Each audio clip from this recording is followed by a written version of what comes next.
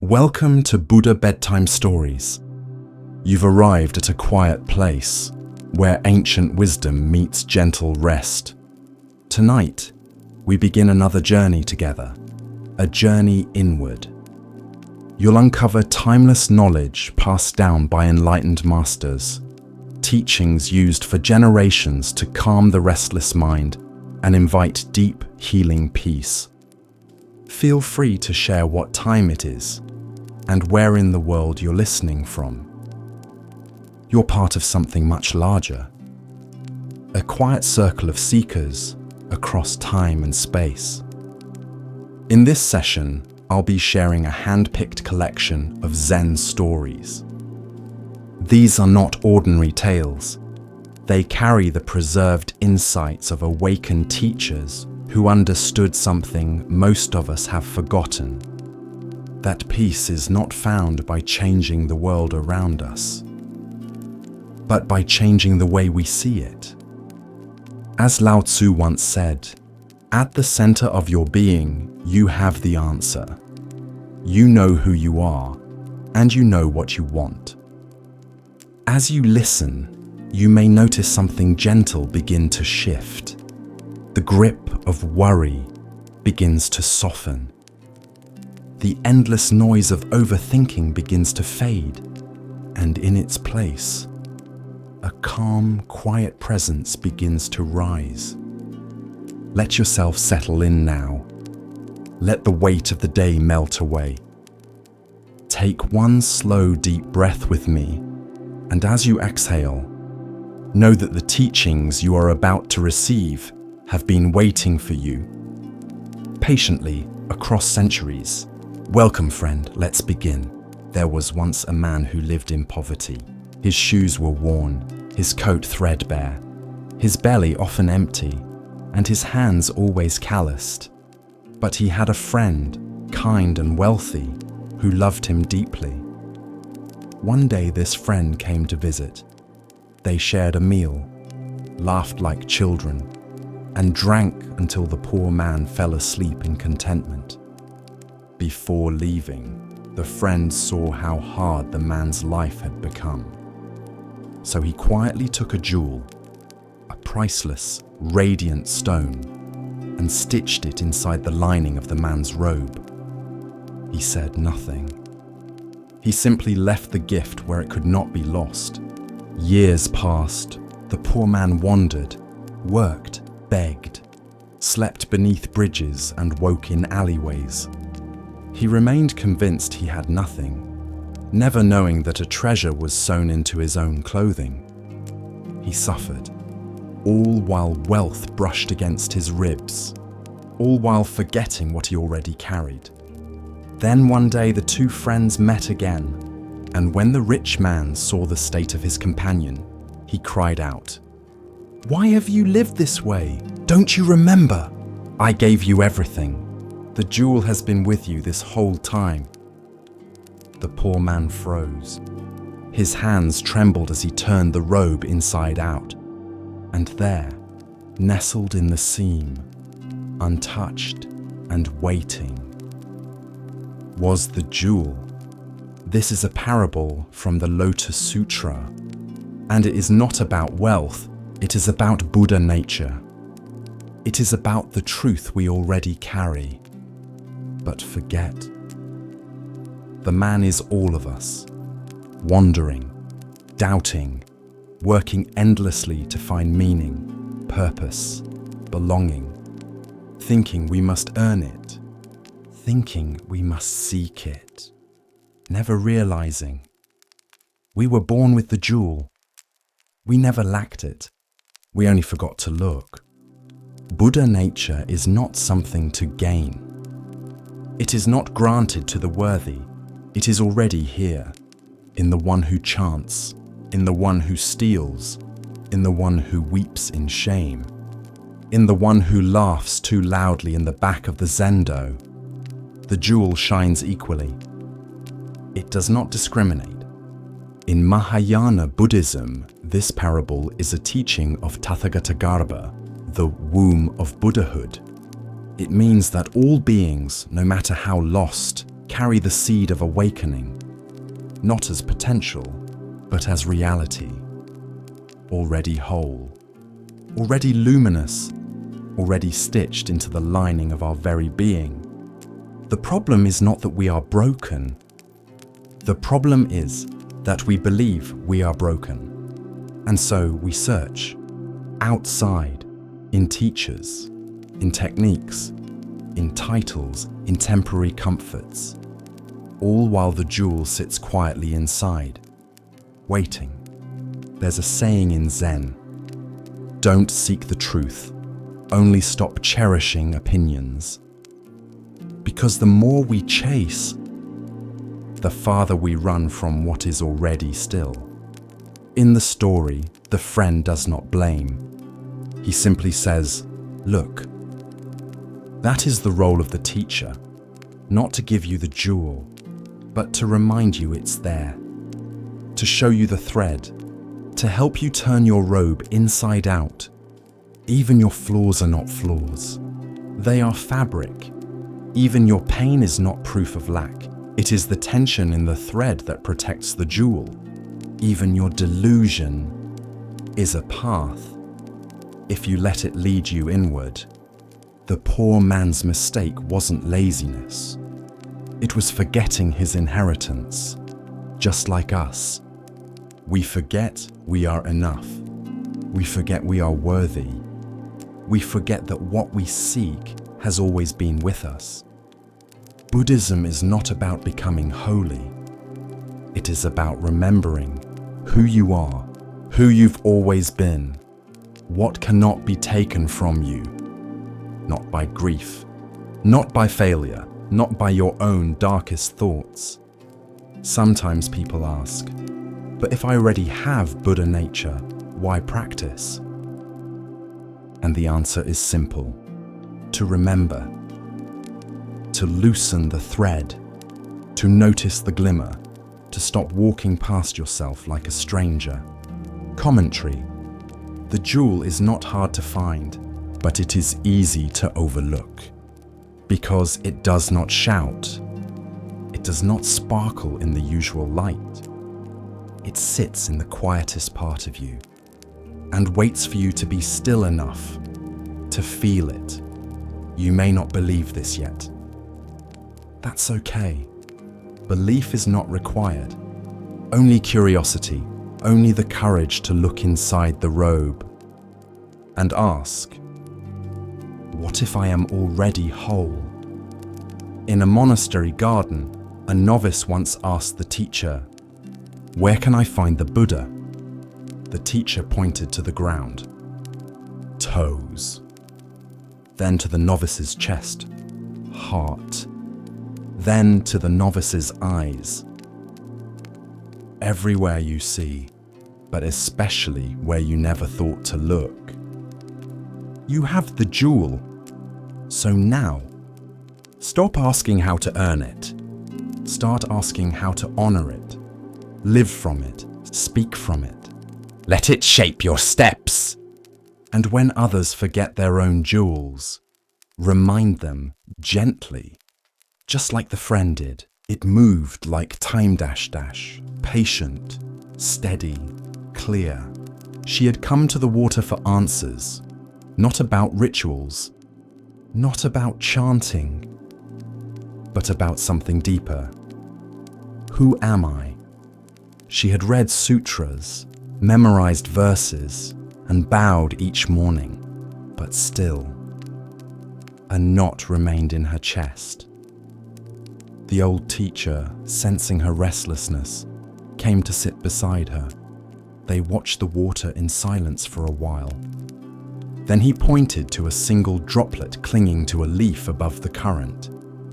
It trembled. Round, whole, complete. Is that a drop of water? The master asked. She nodded.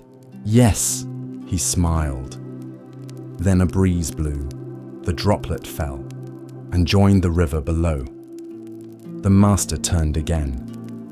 Now tell me, where is the drop? This is the story of non-self, of how the self we cling to is like a drop, never separate, never alone. Commentary. We walk through life asking, who am I? What is me? Where do I go when I die? But these questions are like trying to bottle the river. The tighter you grip, the more it slips through your fingers. The Buddha taught that what we call a self is not fixed. No eternal soul, no unchanging core, only process, only flow, body, sensation, perception, mental formations, consciousness. These 5 aggregates arise and pass like waves. There is no boat, only current. The novice sat with this for many days. She stared at her reflection in the water, noticing how it changed when the wind blew, how it vanished when a stone was thrown, how it returned when the ripples faded. Was the reflection real? Yes. Was it solid? So too with the self. We exist, but not as a thing, as a movement, a flame, not a statue, a song, not a stone. One night, the novice had a dream. She stood before a vast river. She cupped water in her hands, holding it close, but it began to spill, to slip between her fingers, to return to the source. In the dream, she let it go and wept, not from sadness, but relief, because in letting go of the drop, she felt the whole river. When she woke, she wrote a single line in her journal. I am not a drop in the river, I am the river in a drop. This is the heart of rebirth too, not the soul traveling from body to body, but conditions unfolding, like water taking many forms, cloud, rain, stream, mist, but always water. You are not this name, not this face, not even this mind. You are this moment, arising from countless causes and dissolving into new ones. When the master was old and dying, the novice, now a teacher, sat by his side. She asked him if he was afraid. He smiled faintly and said, "A drop returns to the river. How can it fear?" Then he closed his eyes and was gone. But the river kept flowing. So the next time you feel small or lost or alone, remember the drop and the river it was never truly apart from. It is said that if you gaze long enough at the full moon, you may see not a face, but a shape, a small, still shape, hunched and silent, a hair, curled in the center of silver light. In forests and villages, monks and children alike have told the story of how that hair came to be there, not for magic, but for meaning. Because once, long ago, when the Buddha lived a life not as a king, not as a sage, but as a simple forest hare, he offered something no other could. The forest in those days was peaceful. The trees were tall and generous, the rivers clear, the days warm, and the nights cool like silk. And in a soft clearing where sunlight filtered through leaves like golden rain, there lived 4 friends, a monkey, an otter, a jackal, and a hare. Each day they met beneath the same fig tree. They shared stories, laughed together, and vowed to live simply, offering kindness to all creatures. The hare, though smallest, was the quiet heart of the group. He spoke little but listened well. He never hoarded, never pushed.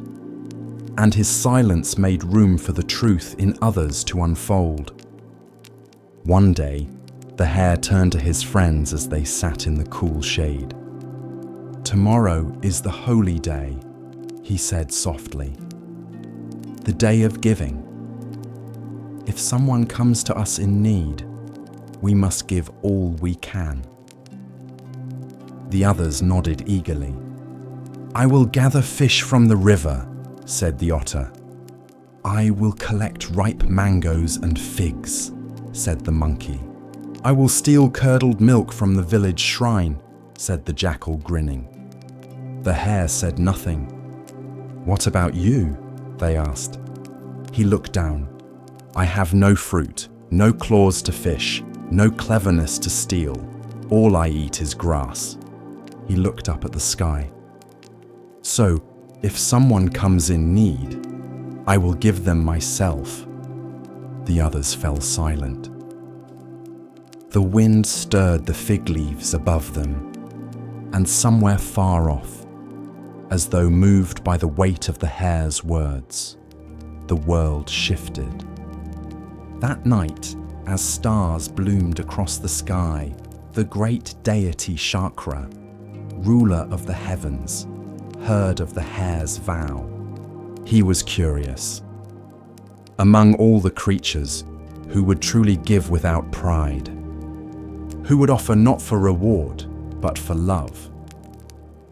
So Chakra descended to earth, not in thunder or gold, but disguised as an old, starving hermit, his robe tattered, his hands trembling with hunger. At dawn, he approached the clearing. The four friends welcomed him with reverence. I am hungry, he said. I have not eaten in days. The otter offered his fresh fish. The monkey gave sweet mangoes. The jackal, grinning, placed stolen butter and curds at his feet. Then the hare stepped forward. I have nothing, he said gently, but I will not break my vow. He turned to his friends. Build a fire. They looked at him in confusion. He nodded. Yes, a fire. As the flames rose, the hare bowed before the hermit. I offer you the only thing I have, my body. And with that, he leapt toward the fire. But the flames did not burn. They shimmered and vanished. And in their place stood Chakra, radiant in divine form, his eyes filled with both sorrow and awe. O noble hare, he said, you were willing to give your very life without hesitation, without desire for praise. In all the worlds, I have not seen a gift so pure. He reached down and gently lifted the hare. I will not let you die. Instead, your story shall live beyond this forest, beyond this age.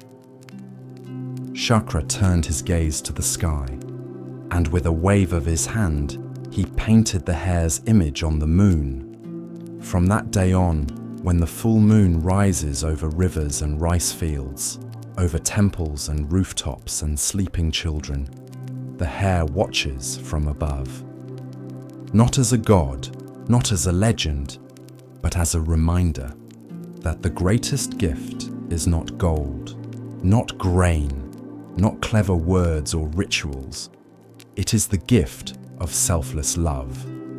In time, the monkey, the otter, and even the jackal remembered the moment not with sorrow, but with wonder.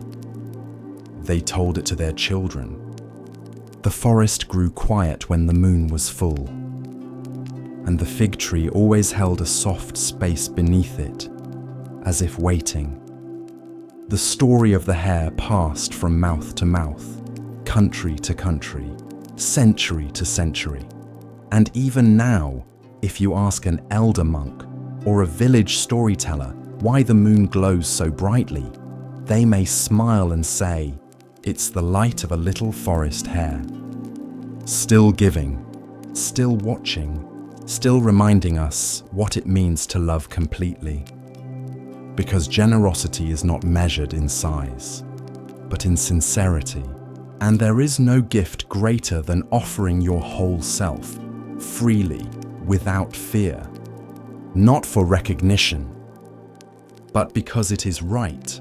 As we continue our journey through the wisdom of Zen Buddhism, let us turn to a tale about recognition and the true nature of worth. This is the next story. High in the hills above a quiet town, there stood a temple. Its walls were weathered by wind and time, its steps worn smooth by generations of sandals, its prayer flags faded but still fluttering, and in its tallest tower hung a bell. Massive, bronze, perfectly cast. It had been gifted by a distant king centuries ago, carried up the mountain by oxen and monks, polished each year, respected, admired, but never rung, not once. The bell had a name, Resonance of the Mountain. Inscribed around its rim were words in a forgotten tongue. It was said to hold the most beautiful sound ever forged, so pure, so deep, that it would quiet all suffering for a moment. But no one had ever heard it, because the abbot long ago had made a vow: let the bell only ring when the world is ready to listen. And so it waited and waited. Pilgrims climbed the hill just to see it. Children dared each other to touch the rope, but none pulled. It became a symbol of restraint, of mystery, of potential, and eventually of silence too deep to question. One day, a novice asked the elder monk, "Why don't we ring it?" The monk shrugged. Because it was meant to be rung, but never was. The novice frowned. Then what's the point of its sound? The monk looked out at the horizon and replied, "You tell me." The story of the bell spread like smoke, and in time, people began to wonder how many other bells go unrung, not made of bronze, but of possibility. There was a painter who never showed her art, a musician who kept every song in his notebook, a teacher who knew how to heal but doubted her voice, a young man who wrote letters he never sent, a woman who forgave but never said the words aloud. Each of them had a bell, hanging in the tower of their own life, polished, admired, imagined, but never heard. This is the parable of unused potential. The Dharma teaches us about impermanence, yes, but also about urgency, not frantic urgency, but gentle, clear truth.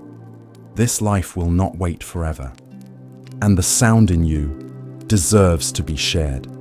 The bell was never rung, not because it couldn't be, but because someone was waiting for perfect conditions, for absolute certainty, for a sign.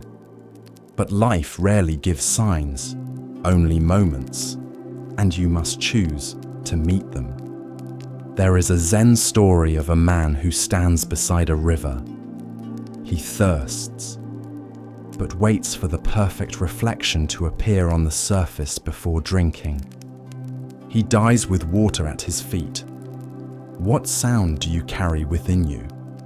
What truth? What offering? What kindness left unsaid? What creation unwritten? What forgiveness unopened? Letting your bell ring does not require a crowd. It doesn't need approval. It doesn't need to be perfect. It just needs to be true and shared. One evening, a new abbot arrived at the temple.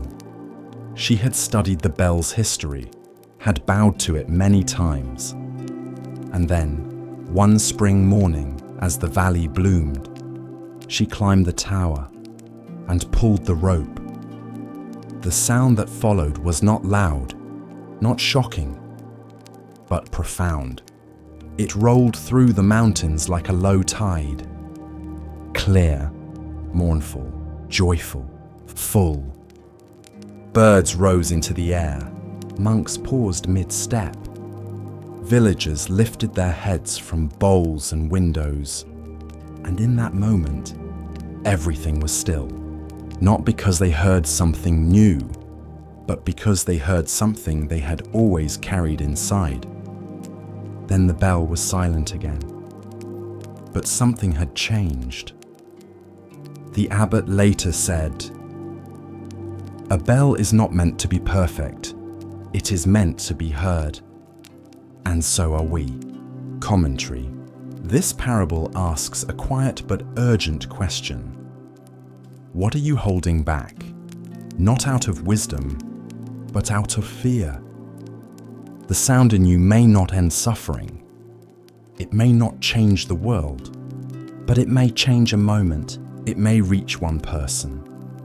It may free your own breath, and that is enough. We often wait for permission, for clarity, for mastery, for the right time. But the bell does not ask, "Will I be understood?" It asks, "Will I be true?"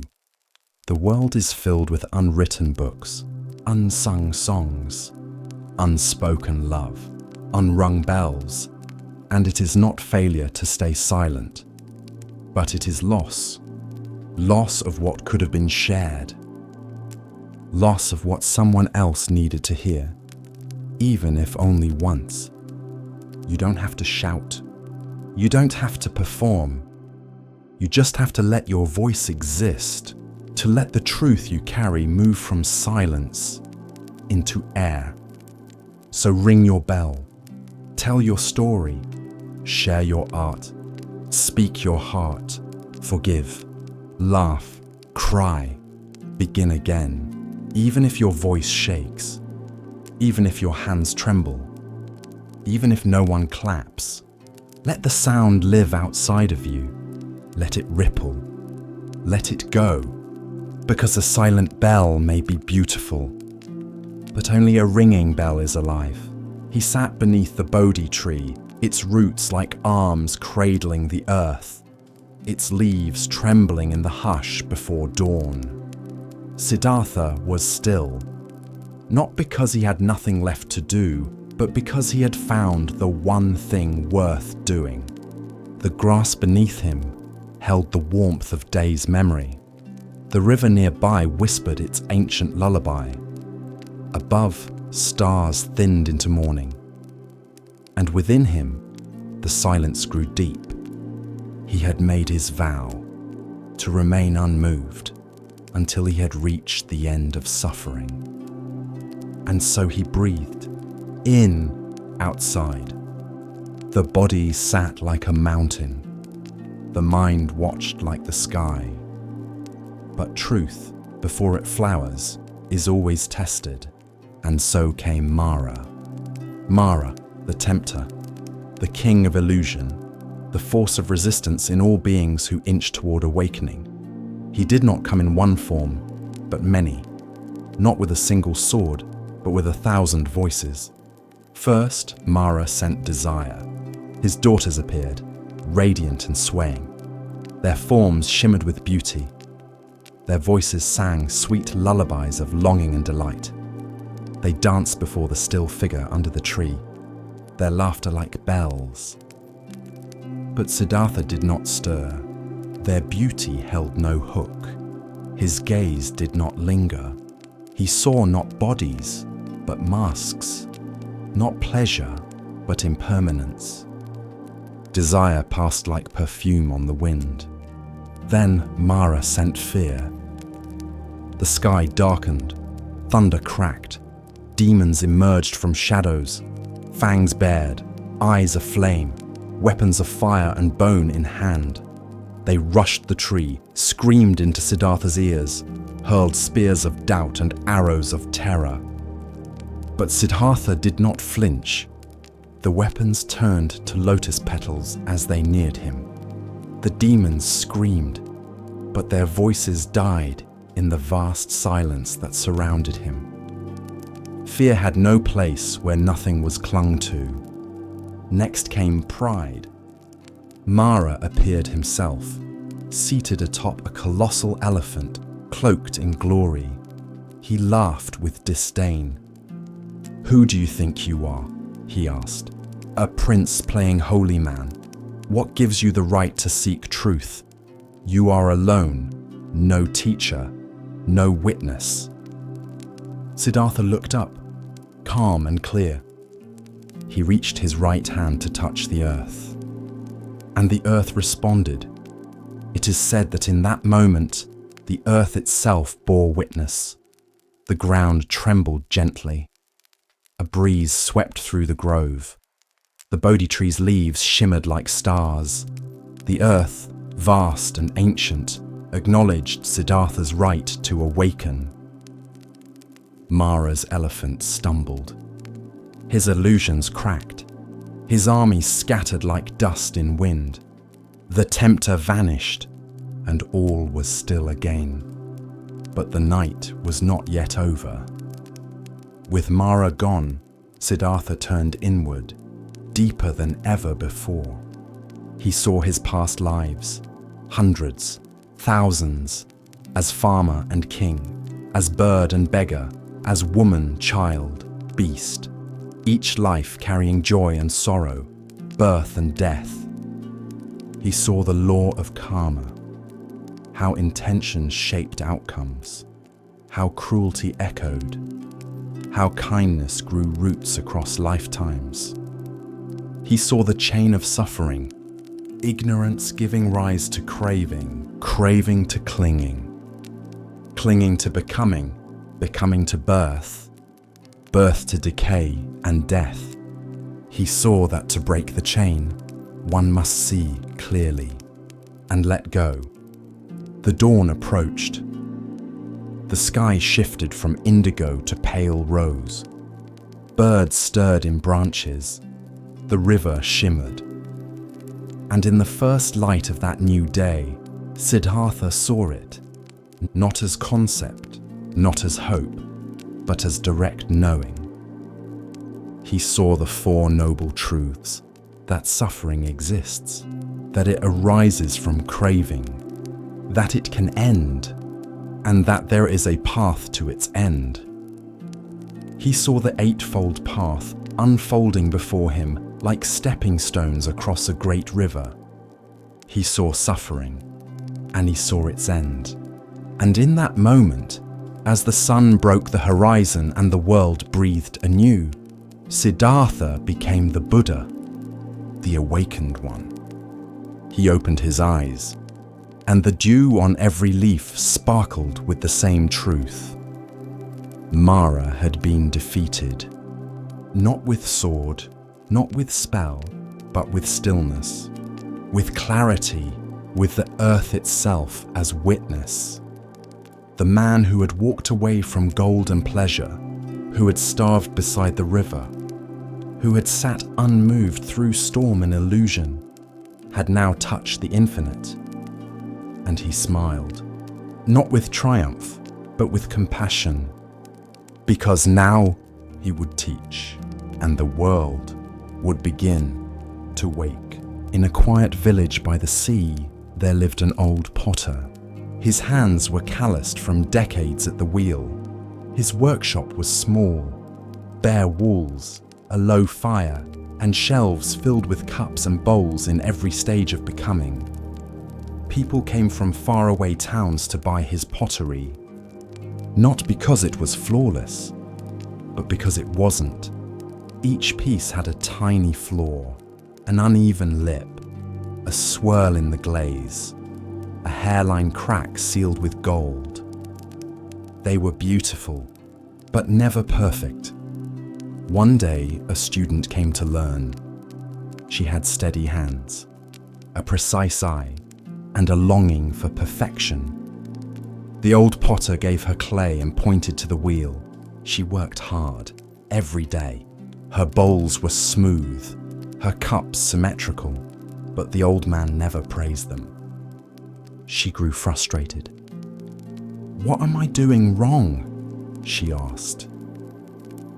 The potter picked up one of her perfect cups and held it to the light, then gently set it down. Nothing, he said. It's beautiful, but it does not speak. She blinked. Speak? He nodded.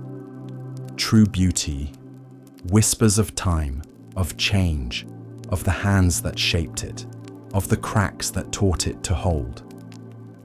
Then he handed her a chipped teacup, lined with a golden seam where the crack had been mended. Look again, he said, and she did. The crack shimmered like morning light across water. It didn't ruin the cup. It revealed it. It gave it history. It made it whole in a different way. This is the heart of the teaching, wabi-sabi, the beauty of imperfection, the quiet wisdom of things that do not last, the grace of the incomplete. In Japanese tradition, broken pottery is not discarded. It is repaired with kintsugi, a lacquer mixed with gold or silver, not to hide the break, but to honor it, to say, this too is part of the story. Buddhism speaks of impermanence, anicca, as one of the 3 marks of existence. Everything that arises passes. Everything that is born changes. Everything we love will one day break. And that truth is not meant to depress us. It is meant to wake us up. To love something fragile is not foolish. It is courageous. To drink from a cracked teacup, knowing it may not last another year, is to say, this moment matters because it will not come again. The student learned slowly. She stopped trying to make perfect pieces. She let the clay wobble, let the glaze drip, let the firing crack a rim now and then. And when it did, she filled it with gold. One afternoon, she brought the potter a cup she had broken by accident. She expected him to scold her, but he smiled. "Ah," he said, "now it begins." And together they repaired it, not to erase the break, but to bless it. Commentary: the cracked teacup is not about pottery. It is about you, about your heartbreaks, your failures, your aging skin, your tired hands, the things you thought made you less beautiful. Maybe the very things that make you most real, most whole, most you. We live in a culture obsessed with flawlessness, airbrushed images, filtered faces, words rehearsed until they lose their soul. But Buddhism invites us into a different gaze, a gaze that sees truth in the wrinkle, wisdom in the scar, grace in the stumble. You do not need to be flawless to be worthy. You do not need to hide your breaks. You only need to honor them. To say, yes, I cracked, but I learned how to hold more. There is an old saying, the wound is where the light enters you, but also the gold follows the fracture. Your pain is not shameful. It is precious because what you do with it, how you mend, how you carry yourself forward, that is your art. The next time something breaks, a plate, a plan, a piece of your confidence, pause, take a breath, gather what remains, and ask, how can I make this whole again? Not by hiding the crack, but by letting it shine. You are the cup, and you are also the gold. As we move deeper into the quiet teachings of Zen, we come to a story about seeing clearly and understanding true value. Listen carefully to the next story. At the edge of the mountain forest, where the temple path bent towards silence, there lived a colony of ants beneath a wide, flat stone. To most monks, it was just a rock on the side of the trail. But to the ants, it was the roof of a world of tunnels and chambers, of stored seeds and guarded queens, of tiny legs moving in rhythm beneath the earth. They worked, they mended, they gathered, they survived, unseen, unpraised, undisturbed, until the mountain shook. It began with a low grumble, like the belly of the earth remembering something old. Then a crack, then a roar. A section of rock above the temple broke free, and in seconds, an avalanche thundered down the slope. Snow and stone and dust and gravity all rushing as one. The monks ran, the birds scattered. The temple bell rang once, then went silent. And when the cloud of debris settled, the stone beneath which the ants had lived was gone. Buried, crushed, their world had vanished. The next day, the monks gathered to assess the damage. The outer wall had cracked. The bell tower was tilted, and one small section of the trail had collapsed. Master Ijo, the head abbot, stood quietly at the edge of the forest. In his hand, he held a small wooden stick. He traced lines in the dirt, not of buildings or repairs, but of ant trails. A young monk approached. "Why are you drawing ants, master? The path is gone." Ejo looked up. "And so are they." The novice tilted his head. "But they were just ants." Ijo said nothing. He continued drawing, slow circles, intersecting lines, paths that led nowhere, and then returned again. Finally, he spoke. "Tell me, young one, what is the measure of significance?" The novice hesitated. The size of the impact? The importance of the being? Ijo tapped the ground. To a tree, the ant is nothing. To the ant, the tree is everything. That evening, Ejo gave his Dharma talk outdoors. He spoke of the ants, of how their lives had been full of purpose, though invisible, of how they had labored in silence, built with precision, and lived with instinctual harmony. No one carved a statue in their name, he said.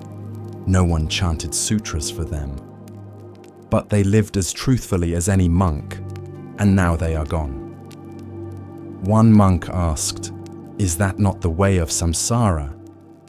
Ejo nodded, "But we must not let that truth become callousness. Impermanence should make us more tender, not more numb." Over the next few days, Ejo began collecting small stones from the mountainside. He stacked them in a circle on a flat patch of earth.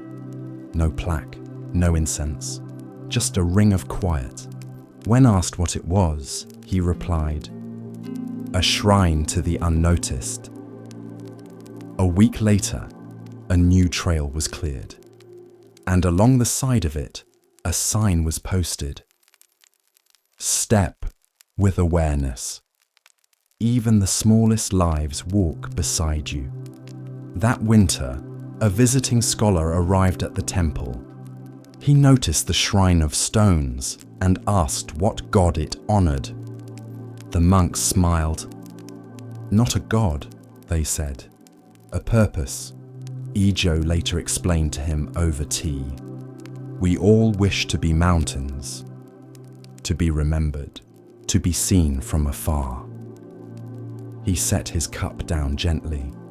But sometimes we are meant to be ants, to move quietly, to carry what we can, to disappear without applause. The scholar was silent for a long time. Finally, he whispered, "Then, what is the meaning of such a life?" Ejo smiled. "The same as any life, to live it." That spring, a child walking the path spotted a new colony of ants. Not in the same place, but close. She bent down to watch them. For minutes, she said nothing, only breathed, only witnessed. And then she placed a small stick beside their hole, so others would not step on it. She didn't know about the avalanche. She didn't know about Ijo's talk. She didn't need to. She had simply seen something small and chosen to care.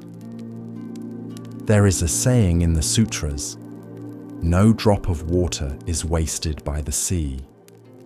To the cosmos, the ant may be dust, but to Dharma, even dust can reflect the light. The master was dying, not suddenly, not tragically, just quietly, like a season completing itself. His name was Master Togen, and he had taught for over 40 years. He never raised his voice, never insisted, never asked to be followed. But people came to him, pilgrims, monks, farmers, children. Because when he looked at you, you felt seen beyond your name. Now, his breath was thin, his hands still, his body a whisper of what it once was. The disciples gathered at his bedside, each wondering the same thing. Would he speak? Would he leave them with one final truth? A farewell teaching? A verse? A koan? They waited, hearts leaning forward. But Master Togen said nothing, not even a word. He only gestured, weakly, to the small table beside his mat. Upon it stood a single candle, lit and steady. The wax had melted low. The flame burned soft, but sure. The master's eyes lingered on it. Then he closed them and let go. The room held its breath. The disciples watched the candle. It flickered once, then twice, and just as the master's body cooled, the candle went out. No wind, no touch. It simply ended. This is the story of teaching through presence, of the final lesson not spoken, but lived. Commentary. We often believe the greatest teachings must be loud, dramatic, revolutionary, clear. But in Zen, the most profound truths are quiet. They arrive not with thunder, but with the stillness of a candle extinguishing itself. Master Togen's disciples wanted words, something to cling to quote, to remember. But he gave them something deeper, a mirror. The candle was his body, burning with presence, giving light, warming others, and when its time came, it did not resist, it did not protest, it simply completed its purpose and disappeared. That is the nature of life. To arrive, to offer, to pass. To resist this is to suffer. To accept it is to awaken. Some monks cried. Some stared at the floor. But one young disciple remained still, eyes on the wick. He bowed deeply and said, "I understand." The abbot later asked him, "What did you understand?" The young monk replied, "Nothing lasts, but everything lights the way while it's here." We fear death, but what we fear more is the idea of being forgotten, of being meaningless. So we seek last words, final victories, something to prove we existed. But Master Togen left only a flame, because the point was not to be remembered. It was to burn fully while here. The candle did not save its wax, did not ration its glow. It gave everything, slowly, humbly, until there was nothing left to give. And then it bowed out. That was his teaching. There is a Zen phrase: when the light is gone, do not seek it in the ashes. The disciples learned this that day, not from a sermon, but from the absence that remained. Master Togen lives on, not in statues, not in scriptures, not in recorded sayings, but in how the monks now move. With care, with presence, with awareness that each moment is a wick, each breath a flame. So when your time comes, be like the candle. Don't worry about your legacy. Focus on your light. There was a spider who spun her web in the rafters of the meditation hall. No one noticed her at first. She was small, thin-legged, her thread finer than the morning mist. But slowly, as the days passed, her web grew, spanning beam to beam. A fragile bridge suspended in stillness. A young monk sweeping the floors one morning looked up. He paused. Something about the web held him. It glimmered faintly in the dawn light, each thread stretching toward another as if in quiet conversation. He brought his discovery to the abbot. "Should I remove it?" he asked. "It doesn't belong in the hall." The abbot looked up, tilted his head, smiled. "She belongs exactly where she is," he said, "and perhaps she's teaching more than we are." From that day forward, the monks left the web untouched. They meditated beneath it, bowed in its presence, watched as dew sometimes gathered along its strands, like pearls of stillness. One day, the young monk saw a tiny gnat caught in the web. He felt a pang of sorrow, moved closer, but before he could act, the spider emerged, wrapped the insect, and retreated. He asked the abbot again, "How can something so beautiful cause harm?" The abbot nodded slowly. "A web is not cruel," he said. "It is simply a truth." He continued, "Connection is not always comfort, but everything touches everything else." He gestured around the hall. "You see walls, mats, windows, candles, but they are not separate." He pointed up. "That spider reminds us. One thread trembles, and the whole web feels it." The monk began to notice more. How a sharp word at breakfast changed the tone of the morning. How a kind gesture rippled through the day. How his own thoughts, when tangled, echoed outward into others.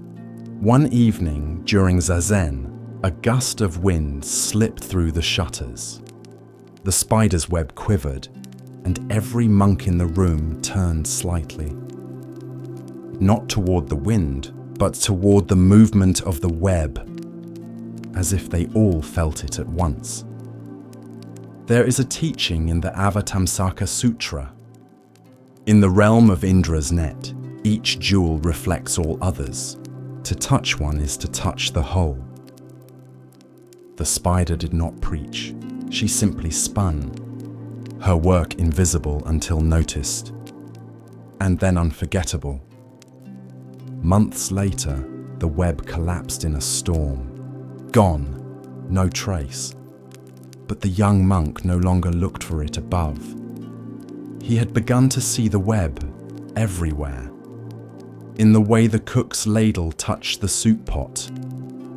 In the way the bell echoed down the hallway. In the way a smile from a stranger reached deep into his chest. Everything. Connected. Everything. Touching. Nothing. Alone. With each step on the Zen path, a new lesson unfolds. Now we turn to a story about recognition, of self, of others, and of what truly matters. Listen carefully to the next story. A monk walked along a dusty trail, his robe fluttering slightly with each step. The morning air was clear, the sun warm but soft. A few birds called lazily from the treetops, but the monk's brow was furrowed. He had been sent to deliver a letter to a nearby monastery, and he was late. He had misread the schedule, taken the wrong turn, and now walked quickly, heart agitated beneath his robe. Each step struck the earth too hard. Each breath was shallow. His mind raced ahead. Will they think me careless? How could I have made such a mistake? I should have left earlier. What kind of monk forgets the path? Then he heard a voice behind him. Excuse me, Sir Monk. He turned to see a young boy, no older than 10, running up the path barefoot. He held something cupped in his palms. The monk paused. Yes? The boy stopped, panting, and held out his hands. Inside them sat a small, round pebble, no bigger than a thumbprint. It's beautiful, isn't it? The boy said. The monk looked down. It was smooth, flecked with tiny bits of crystal, glinting gently in the light. I found it near the stream, the boy said. It looked lonely. I thought maybe someone should notice. The monk smiled politely. That's kind of you. He began to turn away, but the boy looked up at him and said something that stopped him mid-step. Did you see any of the flowers you passed today? The monk blinked. What? The boy tilted his head. You've walked almost a mile. The path is full of little blue flowers, but your robe is dusty and your eyes are tight. You didn't see any of them, did you? The monk looked down at the pebble again. Then slowly, he sat on a flat rock at the side of the path. The boy grinned and plopped down beside him, offering the pebble again. And the monk, still holding the unopened letter, took it gently in his hand. This is the story of mindfulness in ordinary things. Commentary. In Zen, we often speak of awakening as though it is some great flash of light or a sudden shift in consciousness.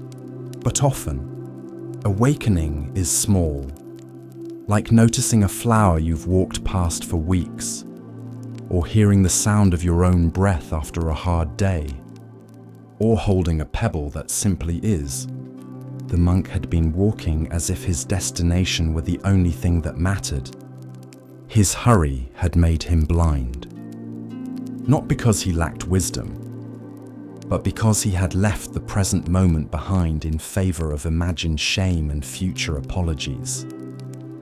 The boy, with no training and no robe, was more awake than he, not because he had studied sutras, but because he saw what was in front of him, and he shared it. There's a Zen phrase: the miracle is not to walk on water, but to walk on the earth. The monk delivered the letter later that day, but he took a different path back, slower, softer. He paused to notice the flowers the boy had spoken of, tiny blossoms with indigo petals, scattered like spilled paint across the roadside. He bowed to them, then reached into his robe and touched the small pebble still in his sleeve. After that, he kept it on the windowsill beside his mat, not as a relic, but as a reminder that awareness begins not with enlightenment, but with noticing what's already here. We spend our lives waiting for bigger signs, bigger truths, more impressive moments. But the sacred is everywhere, in the weight of a spoon, the hush of dusk, the rhythm of footsteps, the coolness of a cup before tea is poured. The boy in the story grew up. He never became a monk, But he taught his children to pause, to touch the bark of trees, to look into puddles after rain, to name the colors of the sky at sunset. And his children did the same. Sometimes the greatest teachers do not stand at the front of a hall. They kneel by a stream and lift a stone. So let the pebble teach you. Let it slow you down. Let it whisper. This moment matters too. At the edge of a temple, near the foot of a quiet hill, there lay a stone basin. It had no inscription, no offerings placed before it, no tourists gathered around, but every monk in the monastery knew its story. And when a novice was struggling, that's where the teacher would send them. Go sit by the broken bowl, they'd say, and that was enough. Long ago, the bowl had been whole, carved from a single piece of granite, smooth, strong, revered. It stood in the center of the temple courtyard, used for rituals and alms. Every morning it was filled with clear water. Every evening it was emptied and washed. Then came a winter earthquake, not violent, but enough.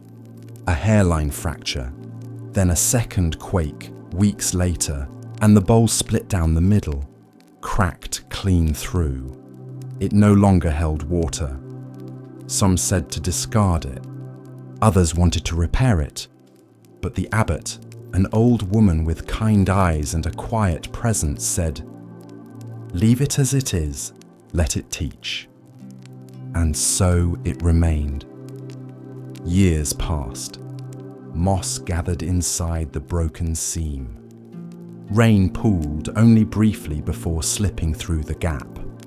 The bowl no longer functioned, but it was not discarded, because in stillness, it began to reveal something else. Monks would sit beside it, touch the cool edge, trace the break with reverent fingers, and slowly, quietly begin to understand. Wholeness does not mean unbroken. The world teaches us to fear breaking, to grieve what cannot be fixed, to measure our worth by our usefulness. But the Dharma invites a deeper seeing, a truth whispered by that silent stone. You are not what you hold. You are what you are. Even when you hold nothing at all. The broken bowl was no longer useful, but it was still itself, still stone, still shaped by care, still part of the temple. Its crack did not remove its belonging. One day, a monk sat beside it after losing his voice. He had been a teacher, a singer of chants. Now, silent, he felt useless, forgotten. Until the abbot brought him to the bowl and simply said, "It doesn't hold water, but it still holds truth." And then she bowed. This is the parable of function and form. So often, we confuse our value with our utility. We think, I can't do what I used to. I've lost my role. I am broken.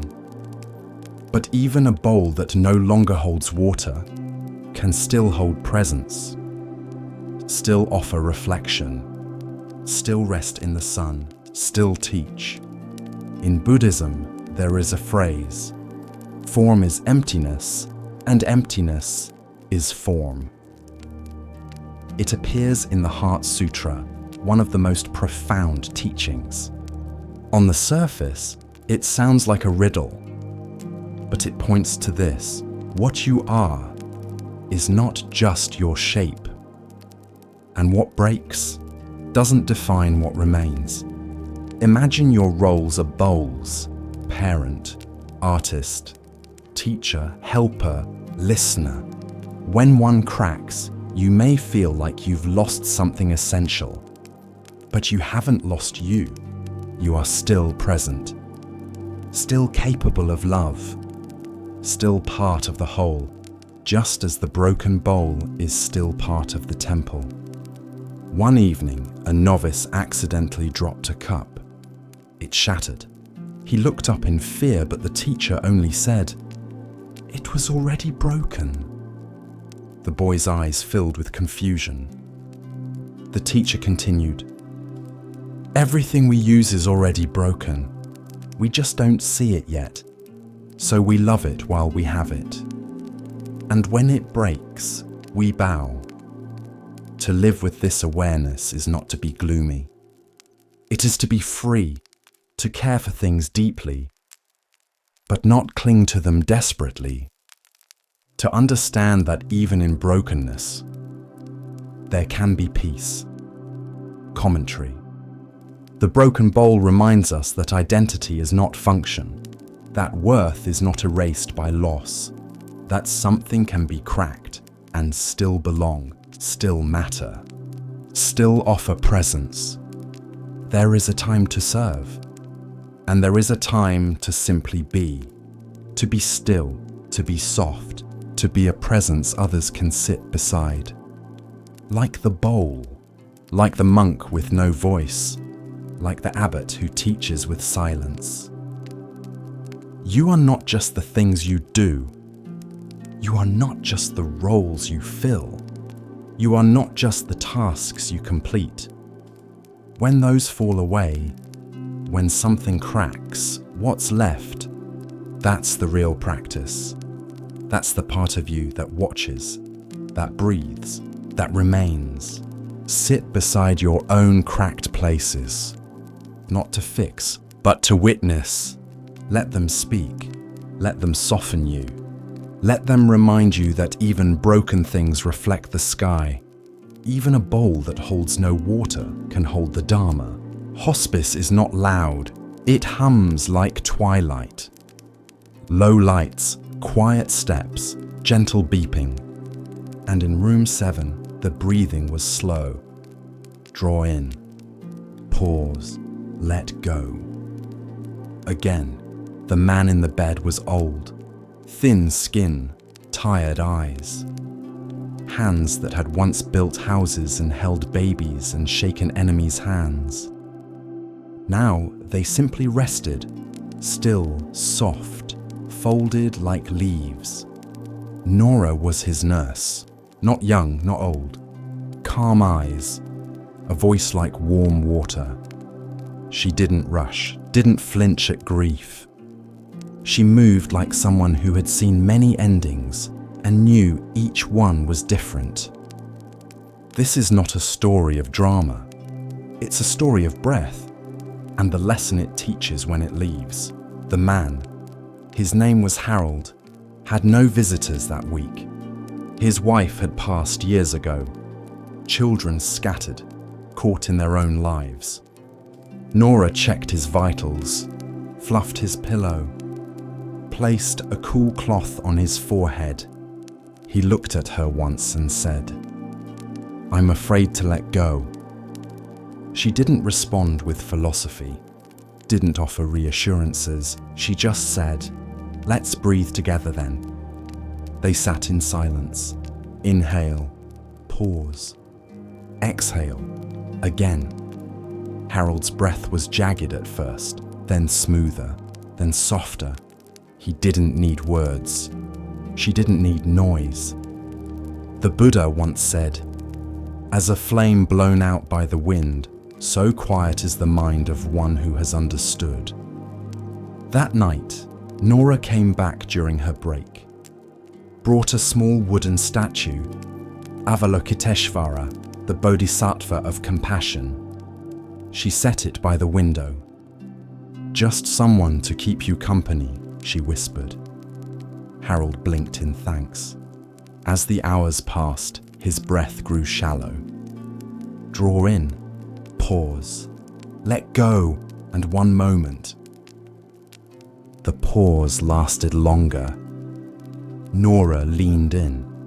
Stillness, no panic, no alarm, just the hush of release. She sat beside him for a while after, not because it was protocol, but because endings deserve presence too. Later, she cleaned the room gently, changed the sheets, lit a small candle, and placed the statue back in her pocket. Another nurse asked her, "How do you do this every day? Doesn't it get heavy?" Nora smiled softly. "It's not about carrying. It's about letting go over and over until even the grief becomes quiet." People think death is about final moments, but in truth, it's about how you breathe until you no longer need to. Harold had taught her something, not in words, but in how he met the moment, afraid, then still, then gone. The next morning, Nora placed a sticky note in her locker. It read, "Let go like breath."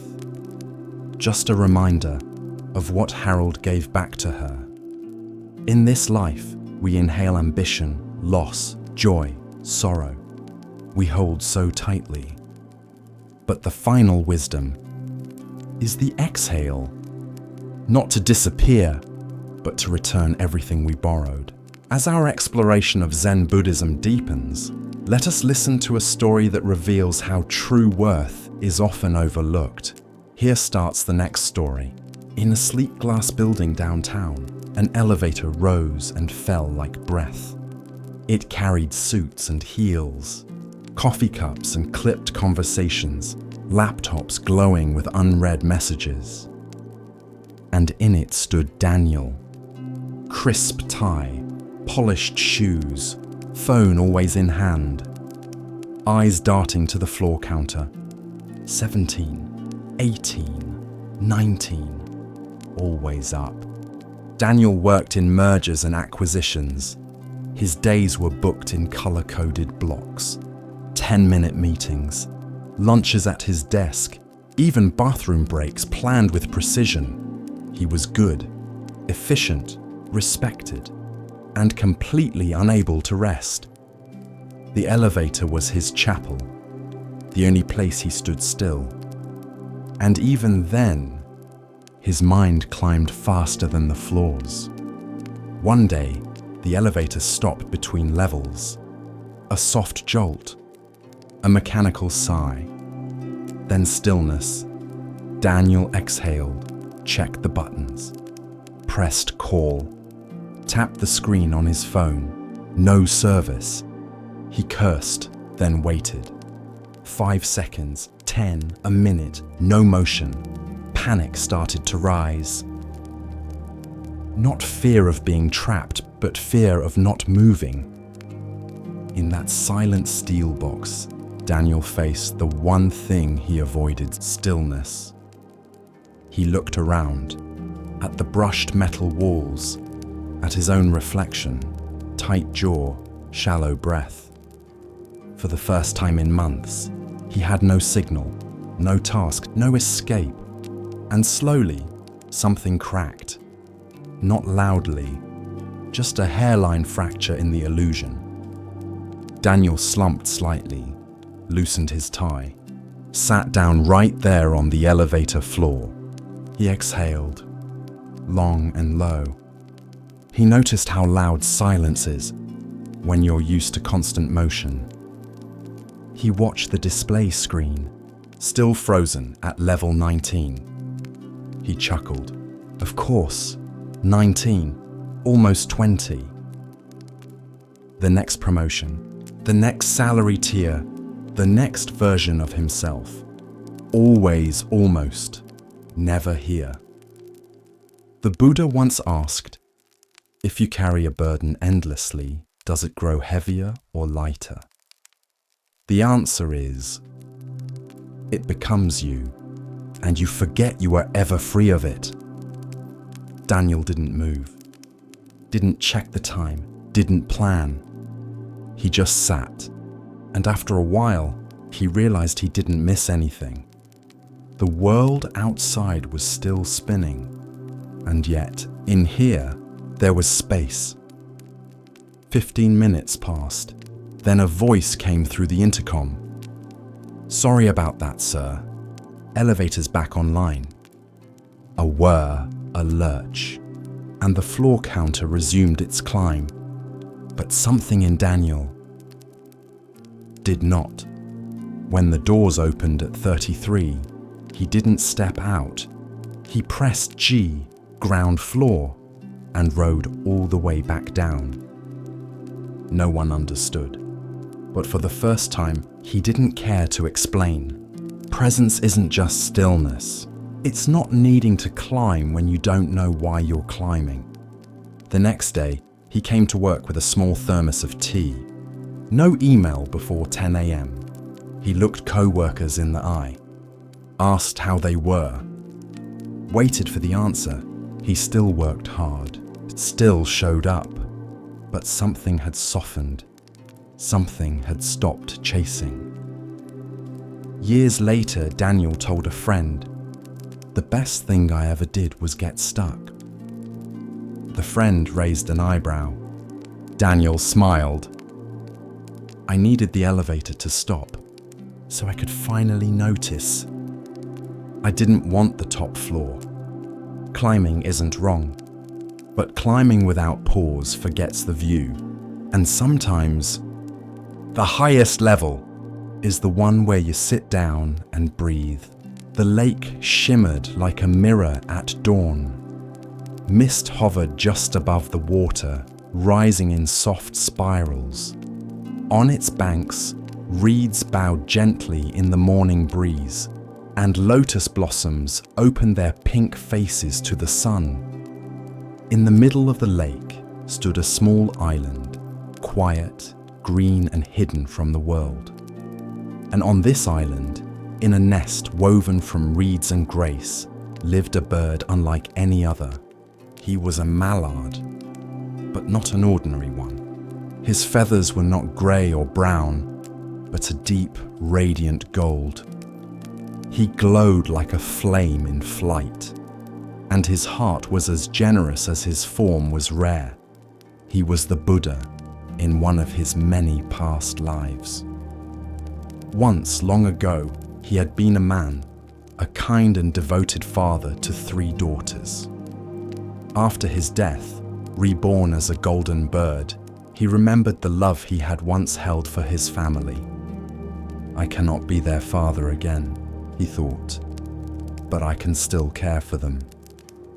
So he flew across hills and rivers, forests and fields, until he reached the cottage where his daughters now lived, alone, in quiet poverty.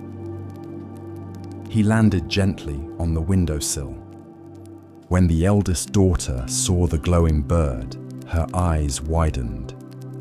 The bird spoke, softly, from a heart still bound by love. "I have come to help. Pluck one of my feathers and sell it. It will feed you for many days." The girl hesitated, but the bird bowed his head. "It is freely given." She plucked a single feather, golden, smooth, and warm to the touch. And as the mallard took flight again, the room seemed to glow with a little more hope. Days passed, then weeks, and each time the daughters began to hunger, the bird returned, offering a single feather, no more. Their home grew brighter, their faces fuller. But the bird too remained bright, his feathers returning, his heart untroubled. Until one day, greed crept into the house like a shadow at dusk. The youngest daughter asked, "Why does he give only one at a time?" The middle daughter frowned. "He has many. If we plucked them all at once, we would be rich forever." The eldest hesitated. "But he gives them freely from kindness." "Kindness is slow," said the middle one.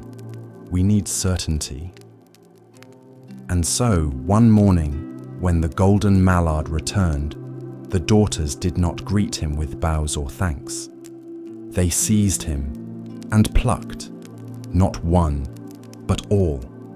The bird cried out, not in pain, but in sorrow. His wings weakened. His glow faded. The warmth in his eyes dulled like a dying flame. And when the daughters looked down, the feathers they held were no longer gold. Just grey, dull, ordinary, lifeless.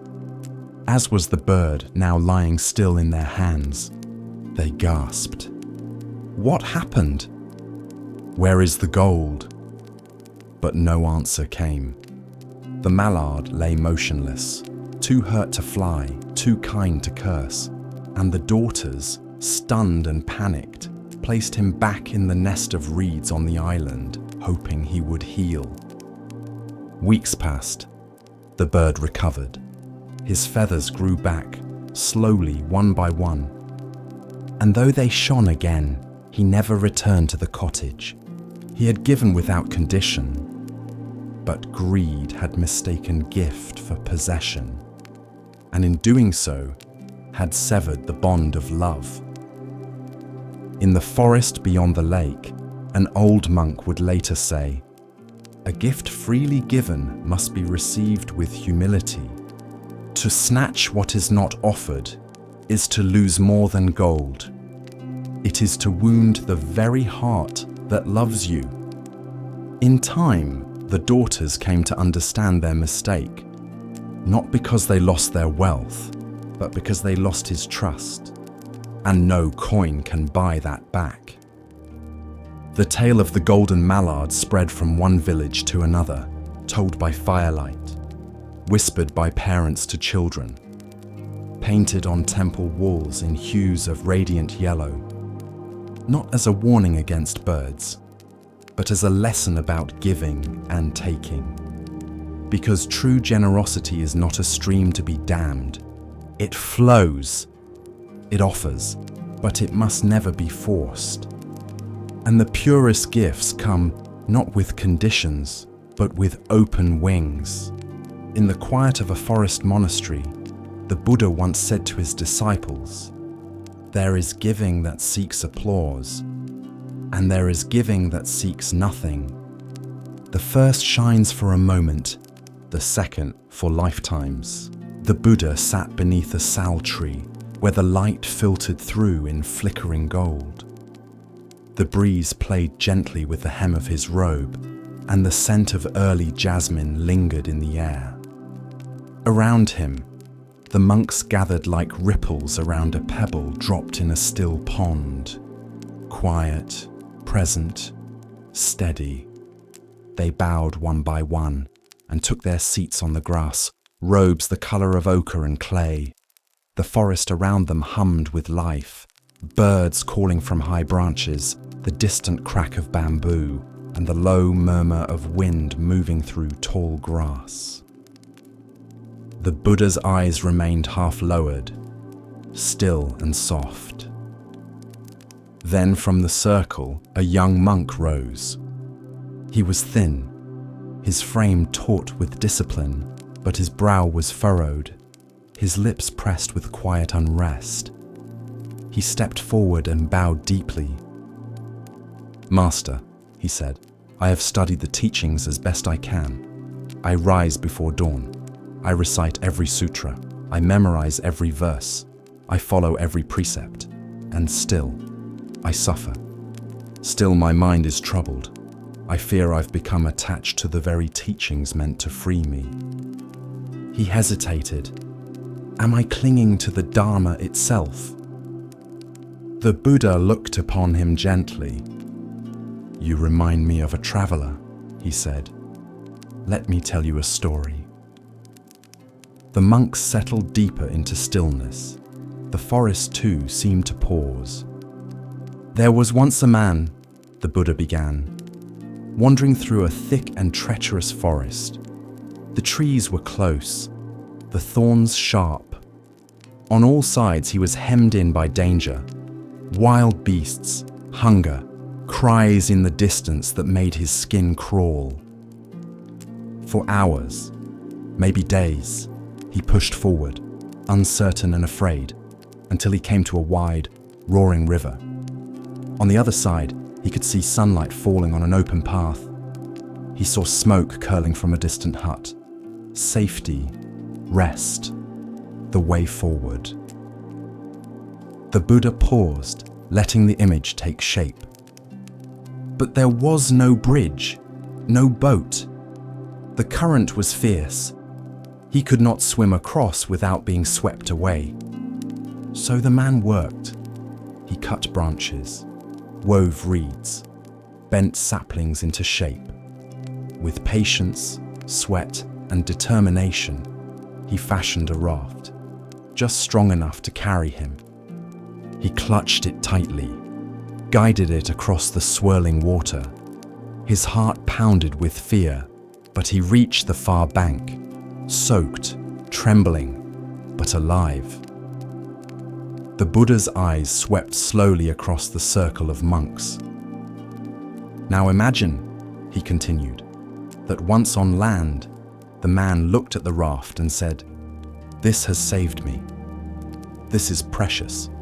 I will carry it with me always." And so he lifted it onto his shoulders and continued his journey, the heavy wood digging into his back, slowing his steps, wearing him down. A faint rustle of recognition moved through the group. "Would that make sense?" the Buddha asked. The monks shook their heads. "Of course not," the Buddha said. "The raft served its purpose. It brought him across. To carry it afterward, to cling to it, would only bring suffering." He turned to the young monk. "So too with the Dharma." The monk blinked, uncertain. "But the teachings are sacred," he said. "Aren't they to be kept close? Aren't they the source of liberation?" The Buddha nodded. "They are sacred, but sacred does not mean permanent. The Dharma is not a cage. It is not a burden to be shouldered forever. It is a tool, a raft, a means to cross the river of confusion and craving. Once you have crossed, you need not drag the boat behind you." Another monk raised his hand. "Master," he asked softly, "what if one forgets or finds themselves back at the river?" "Then rebuild the raft," said the Buddha. "Relearn, begin again, but never mistake the raft for the shore. The Dharma is not the destination, it is the guide." A hush followed, filled only by the hush of the wind and the rhythmic clicking of cicadas. Later that evening, as the sun descended behind the line of trees and turned the sky to a warm, bruised lavender, the monks returned to their huts, some with new questions, others with lighter hearts. But the young monk lingered. He wandered to the river near the monastery, where the water curled gently around stones and reeds. He sat on the bank, knees pulled in, and listened. The moon had begun its slow rise, casting silver light across the ripples. The monk breathed deeply. He thought of the teachings he had memorized, the sutras chanted, the rules obeyed, the rituals performed. Each had been a plank, a vine, a thread in the raft that carried him across his inner storm. He remembered the fear that had driven him to this path, the grief of his father's death, the anger he once held like a fire in his chest, the shame of worldly desire.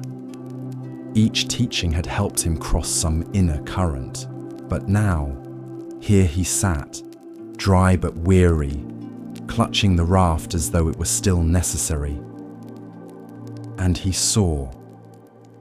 He had carried not just the teachings, but his pride in them, his fear of failure, his guilt for each imperfect thought, his grasping for perfection, and all of these too were rafts.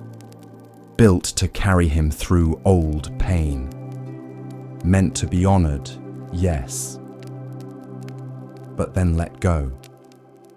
He closed his eyes. The breeze shifted. The night deepened. By morning, he rose and returned to the Buddha.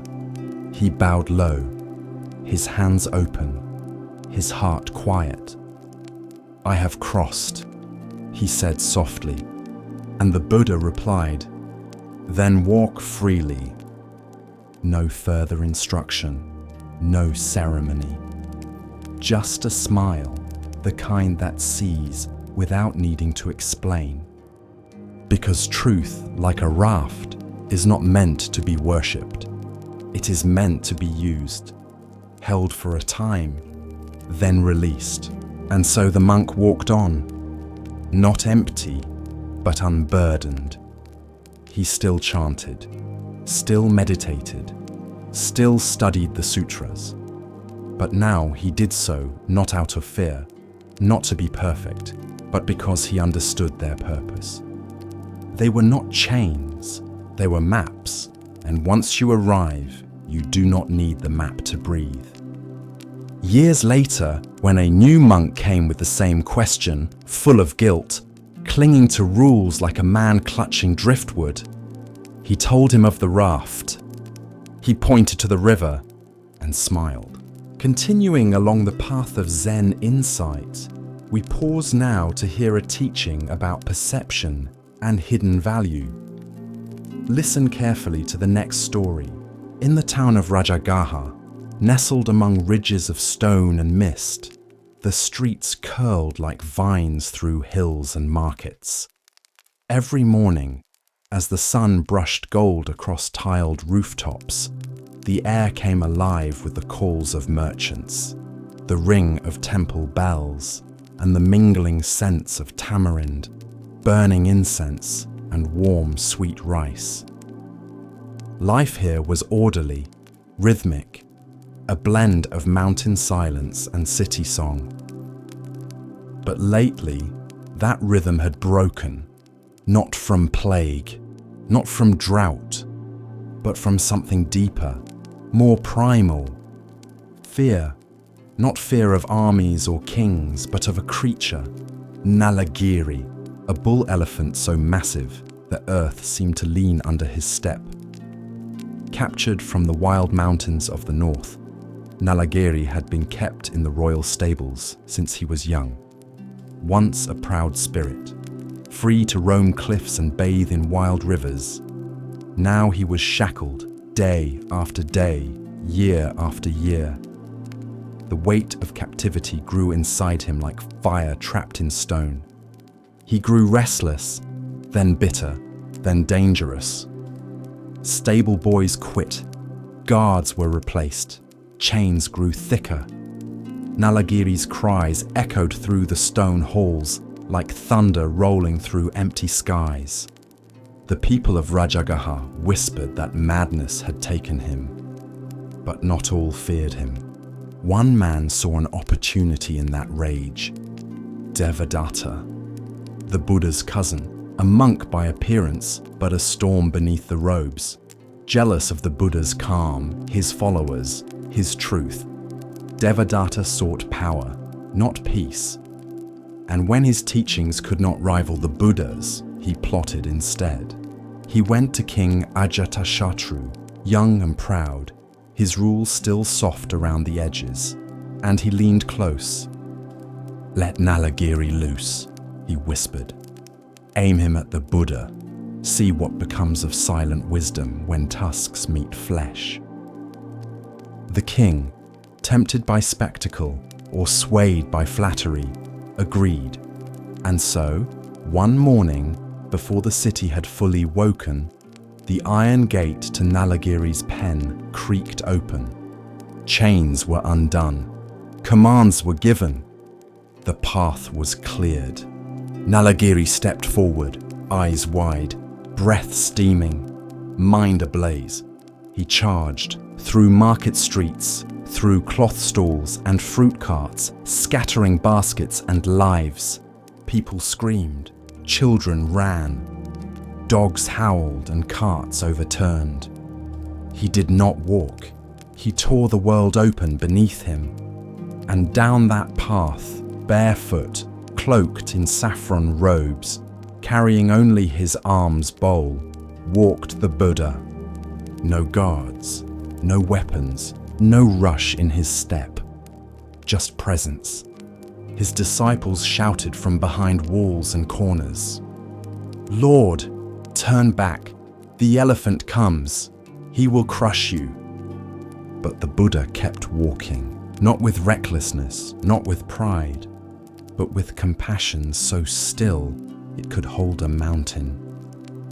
As Nalagiri approached, the air thickened with heat and tension. His tusks gleamed, his trunk coiled like a whip. His roar shattered the morning hush. Mothers shielded their children, merchants fell to the ground. The entire city held its breath, but the Buddha stood. The elephant thundered toward him. The ground trembled, and then stillness. The Buddha raised his eyes and looked. He looked not at a beast, not at a weapon, but at a being in pain.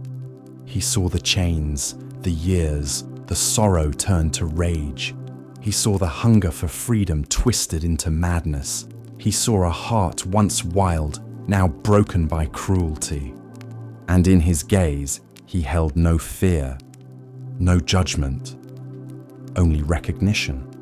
As Nalagiri neared, mere strides away from trampling the man before him, he met that gaze, and something changed.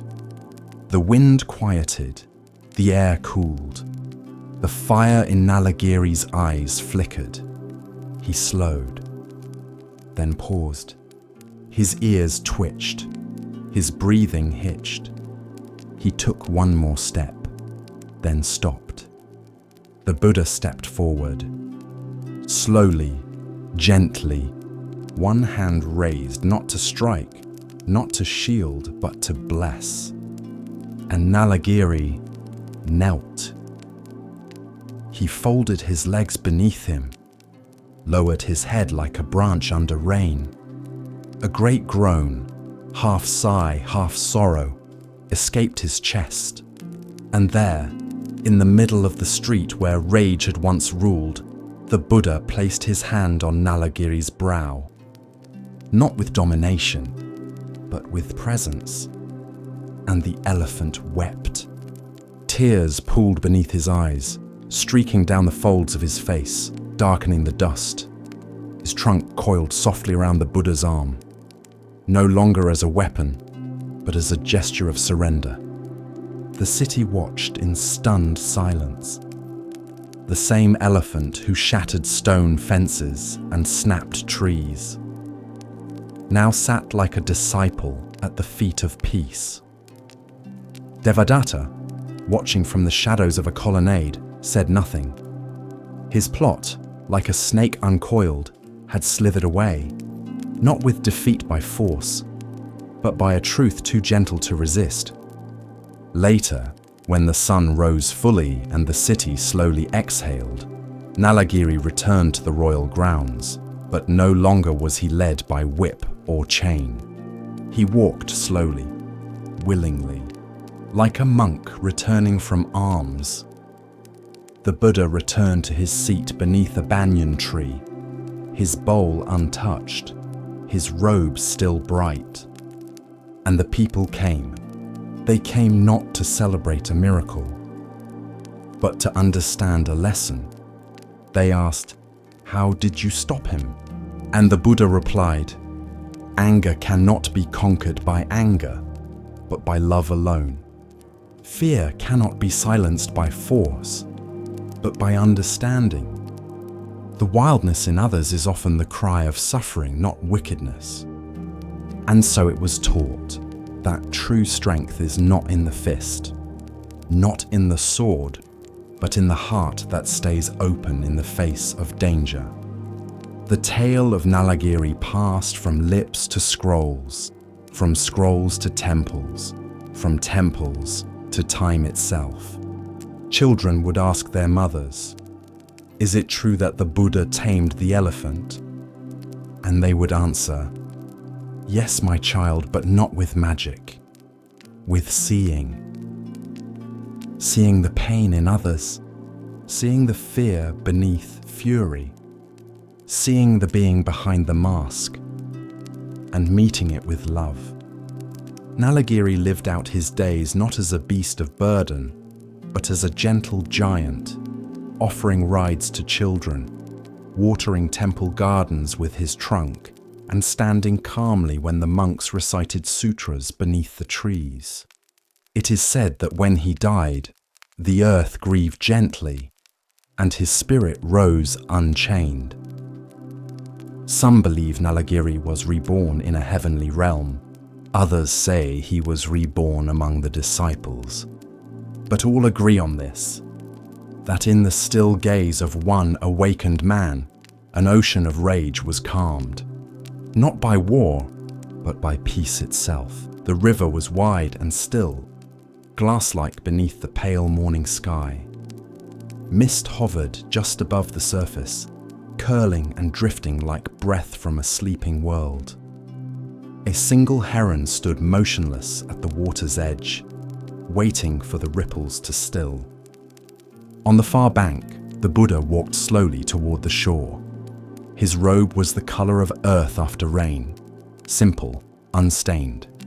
In his hand, he carried only his bowl, and in his eyes there was a depth that made even the wind seem to pause. The monks had already gathered beneath the Bodhi trees. Some sat cross-legged on dry leaves. Others stood in quiet reflection, watching the river. Today's teaching would not be long, nor loud, but it would be remembered. The Buddha stepped to the edge of the river and sat upon a low stone. The current moved slowly behind him, and in that quiet, he told a story. There was once a man, he said, who lived by a river much like this one. Every morning he bathed at dawn. Every evening he listened to the wind hum through the reeds. And one day, as he meditated near the shore, he saw a small boat drifting toward him. A few monks turned their heads toward the water as if expecting to see it. The boat was empty, the Buddha continued. No oars, no sail, just a simple wooden vessel carried by the current. The man smiled. There was peace in its stillness. No demands, no conversation, no self to disturb the quiet. But weeks later, the Buddha said, as he sat again near the water, another boat appeared. It drifted toward him, slow, gentle, and quiet as before. He raised his hand slowly, but this time there was a man in it. The listeners grew still, and as the boat drew closer, it veered slightly, striking the meditating man with a soft bump. The Buddha paused, and the man leapt up, furious. Some of the younger monks blinked. He shouted, the Buddha said. He scolded the other. He demanded to know why he had not steered, why he had disturbed his peace. There was a silence in the air now, a silence of recognition. But when the first boat struck him, when it was empty, he felt no anger. There was no one to blame, no insult to receive, no self to defend. He turned toward the water. Anger arises, he said, when we see another as the cause of our suffering, when we believe we have been wronged, when the self rises to declare, "This should not have happened to me." The monks were very quiet now. But what if we saw all boats as empty? He asked. A breeze moved through the tall grasses. Somewhere, a bird called out once, then fell silent again.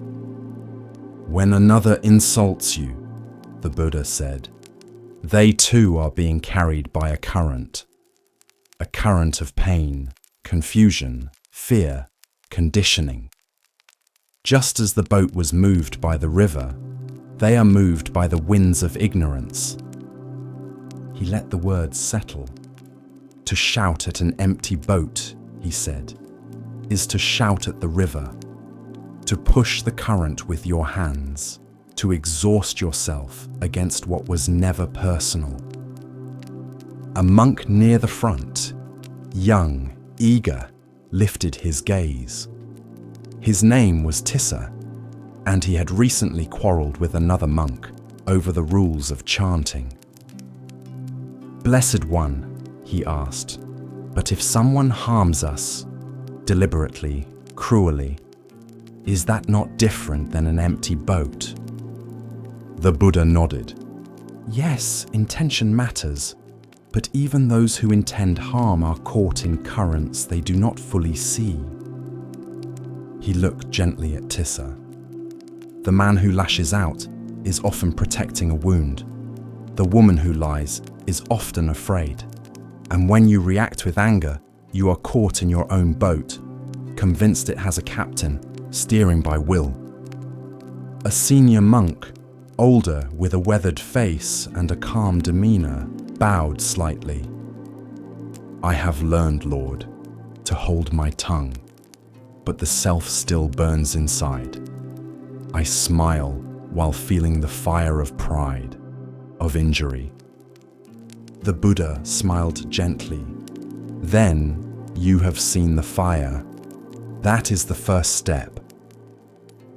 He reached down and picked up a small pebble. When a boat is struck, the water ripples, but it returns to stillness if we do not stir it further. He placed the stone down. Do not pretend there is no fire, but do not feed it. Watch it. Know its shape. See how it arises. And know this: it does not belong to you. The river flowed steadily behind them. A real boat now passed in the distance, its oars dipping quietly, evenly. You are not the boat, the Buddha said. You are not the current. You are not even the river. He looked to the horizon, where the morning sun had begun to rise. You are the witness, the space through which all of it flows. A few monks closed their eyes. To let go of the self is not to disappear, he said. It is to stop clinging to what is not you, the story, the injury, the name Dot. He drew a shape in the sand beside him, an open circle. When you no longer need to be right, you listen differently. When you no longer need to be seen, you observe. When you let go of I and mine, peace is not something you chase, it is what remains. That night, as the wind cooled and the scent of lotus drifted on the breeze, the monks sat beside the river. Tissa approached the elder monk he had quarreled with, bowed deeply, and said nothing. No apology, no defense, just the stillness of an empty boat. The elder bowed in return, and in that silence, something greater was restored. In the years that followed, the teaching of the empty boat would spread like a soft echo, across rivers, over mountains, into cities and quiet huts. Not as doctrine, but as insight. That much of what we suffer is born from the illusion of a fixed self. That the insult, the injustice, the anger are often just ripples in a river that does not know your name. And when you learn to see each passing vessel as empty, not meaningless but free of blame, then you too can drift more lightly. Letting go, not to vanish, but to float. Still, aware, unmoved by the waves of the world. like the Buddha that morning by the river, watching everything and holding nothing. Every morning at 6:15, she opened the curtains. The light crept in slowly, soft and golden, and the photo on the mantel caught it just right. It was old, sepia-toned, edges curled like leaves in autumn. A man in uniform, smiling, handsome, still young. Her husband, gone now for 17 years. Miriam never moved the photo. It stayed on the same spot. Third tile from the right, 2 inches from the lamp. She didn't talk to it, didn't cry over it. She simply saw it. Every day. Grief for her had stopped being a storm. It had become weather, something you dress for, something you feel without needing to fight. Once, her granddaughter asked, "Why don't you get rid of that old photo? You have better ones on your phone." Miriam just smiled. That one isn't for looking. It's for remembering. Her husband had died in his sleep. No warnings, no pain, just silence. She found him in the morning, hands still curled as if holding a dream. She didn't scream, didn't collapse. She sat beside him, held his hand and whispered, "Thank you." People told her to be strong. She didn't try. She simply continued. At the temple nearby, the monks would speak of impermanence, of how everything changes, how attachment creates suffering. Miriam understood this. Not as an idea, but as a reality. She loved her husband deeply, but she did not clutch him. Even in his absence, she let him be gone. And in doing so, he never truly left. There's a Zen teaching. To hold a butterfly, you must open your palm. Miriam didn't keep a shrine, didn't tell his story over and over. She just lived in a way that would make him proud. She tended the garden they once planted together. She drank the coffee he used to brew. She folded his shirts one last time and gave them away. Not because she stopped loving him, but because she didn't want her love to become a cage. One day, a neighbor lost her husband. She came to Miriam, eyes red, voice shaking. "I don't know how to live without him."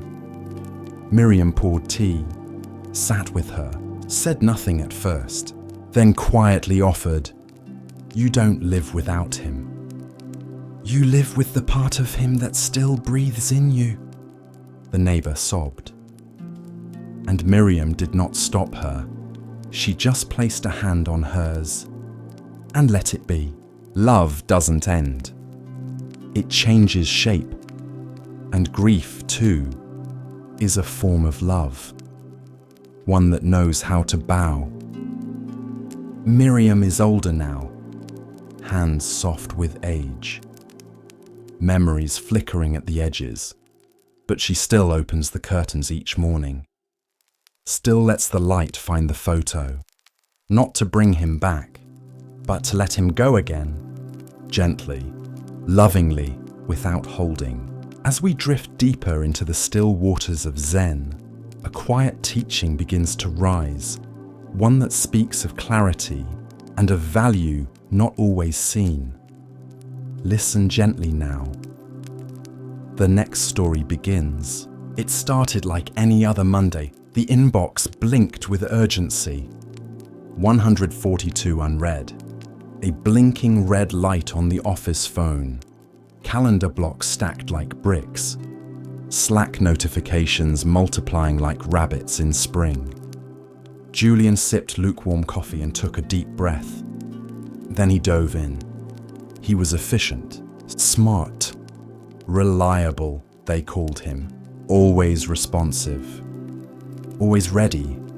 Always tired. Somewhere between the 7th reply and the 4th Zoom call, he noticed his chest tightening. Nothing sharp, just a quiet constriction, a warning like a traffic light blinking yellow. But he kept going, because the world rewarded output. And silence. Silence didn't show up on KP-IS. By 4 p.m., his eyes burned. By 6 p.m., he was still typing.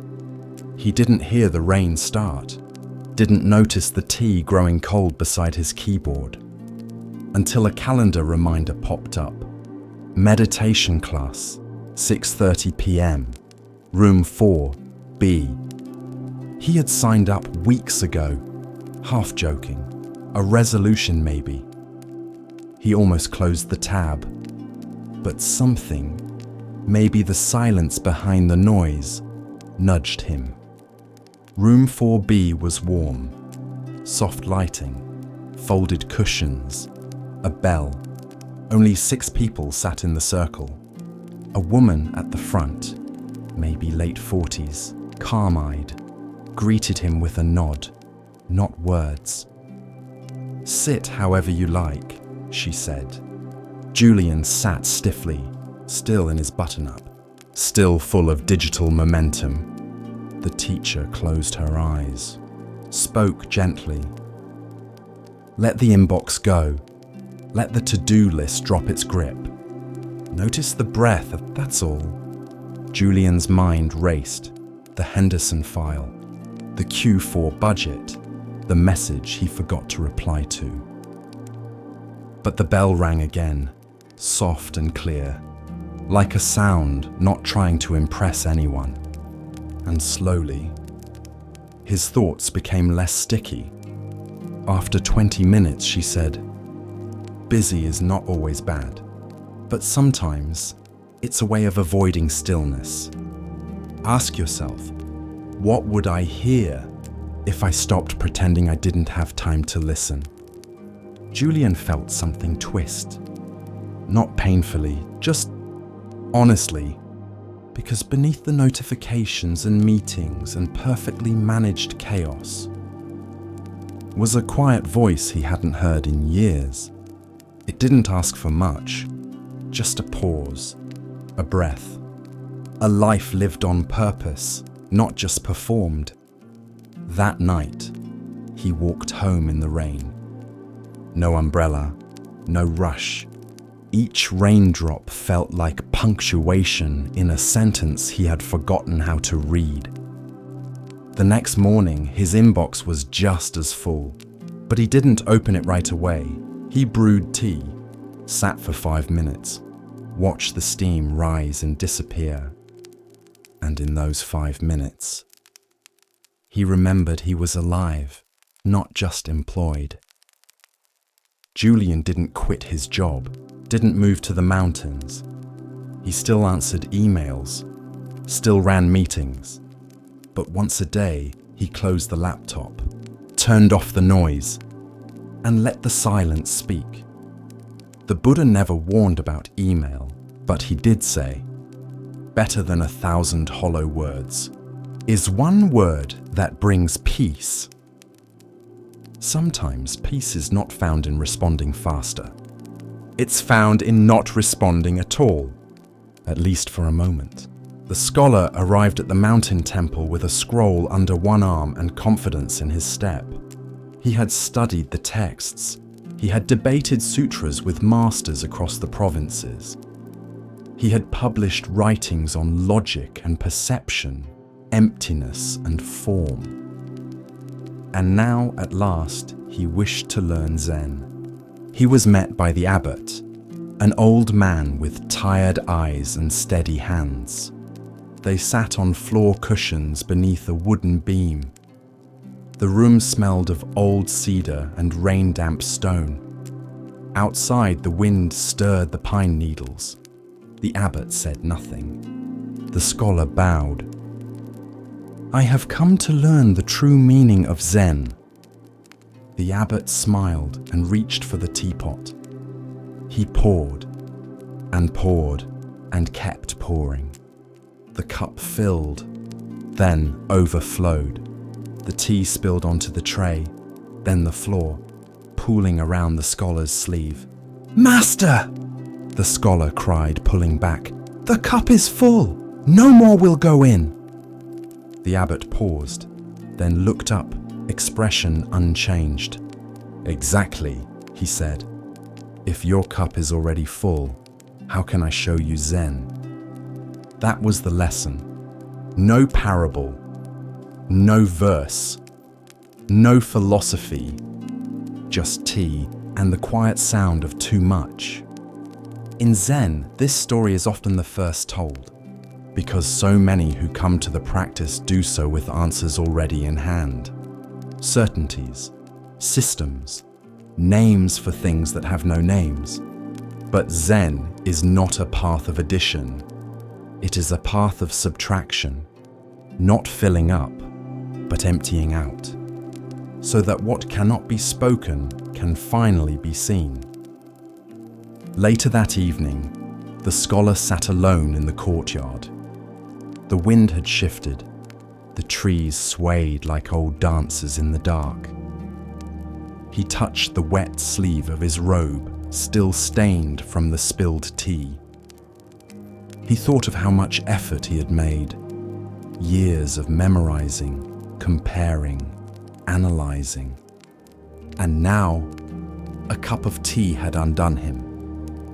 The next morning, he returned to the abbot. He bowed deeper this time. "I will begin again," he said. "But this time, I will begin with an empty cup." The abbot simply nodded and poured. In the West, we're taught to value accumulation, of knowledge, of opinions, of success. We believe wisdom is something gained, a kind of mental wealth, stacked neatly in rows. But in Zen, true seeing begins only when the shelves collapse, when we stop trying to name the wind and instead feel it on our skin. The story of the teacup is not just about humility, it's about presence, because most of us don't realize how full we are, not with wisdom, but with noise. Thoughts, fears, comparisons, labels for ourselves, judgments of others. Memories clinging like moss to the walls of the mind, and into that already crowded room, we try to invite truth. But truth is shy. It doesn't enter noise. It waits for silence. Once, a monk asked his teacher, "What is the essence of Zen?" The teacher picked up a broom and began sweeping, not as metaphor, but as truth. The monk blinked. "I meant the true essence." The teacher stopped, held up the broom, and said, "When your cup is empty enough to see this, then you'll know." The scholar stayed at the temple. He chopped wood, carried water, swept the garden path. He stopped trying to explain Zen and began living it. When thoughts rose, he bowed to them like old friends. When the wind blew, he listened. He stopped speaking about emptiness in essays and began to taste it in his bones. One afternoon, while washing bowls, another visitor arrived, a young academic from the capital, eager, brilliant, hungry for answers. He asked the abbot, "Master, what is Zen?" The abbot reached for the teapot.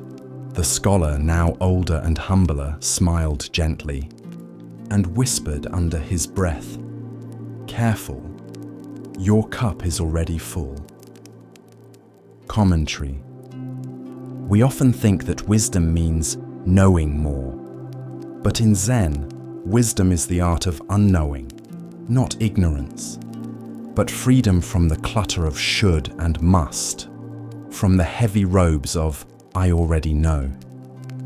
To be empty is not to be void, it is to be receptive, to hold space for what arises, without grabbing it, without turning it into a theory. A teacup holds tea because it is empty. A mind holds peace because it is still. You cannot pour into what is already overflowing. You cannot meet truth if you are busy rehearsing your opinions. Zen is not an addition to your bookshelf. It is the moment you set the bookshelf on fire and warm your hands by the flames. There is a cup in all of us. Sometimes it's filled with pride, sometimes with fear, sometimes with knowledge we mistake for awakening. But when you're ready, when you truly long for clarity, you will tip that cup, let it spill, and then, and only then, will the tea of the present moment finally be poured. Before time was measured by stars, before mountains were named, before the sutras had been spoken, there was a vow, a single vow, whispered not to the heavens, but to the suffering of the world. I will not enter nirvana until all beings are free. This was the vow of Avalokiteshvara, the Bodhisattva of compassion, not a god, not a savior, but a being who heard the cries of the world and stayed. In Sanskrit, his name means the one who hears the sounds of the world. In China, he is Guanyin, the one who listens. In Tibet, Chenrezig, the gentle-eyed protector. In Japan, Kannon, the goddess with a gaze like soft rain. He takes many forms, male, female, neither, all, because compassion is not bound by gender. It is a response, a presence, a hand that reaches out before the mind decides whether or not to help. The story begins long ago in the celestial realms where Avalokiteshvara practiced deeply and tirelessly. Lifetime after lifetime, he worked to free beings from suffering. He taught, he healed, he carried, he wept, and still the suffering did not end.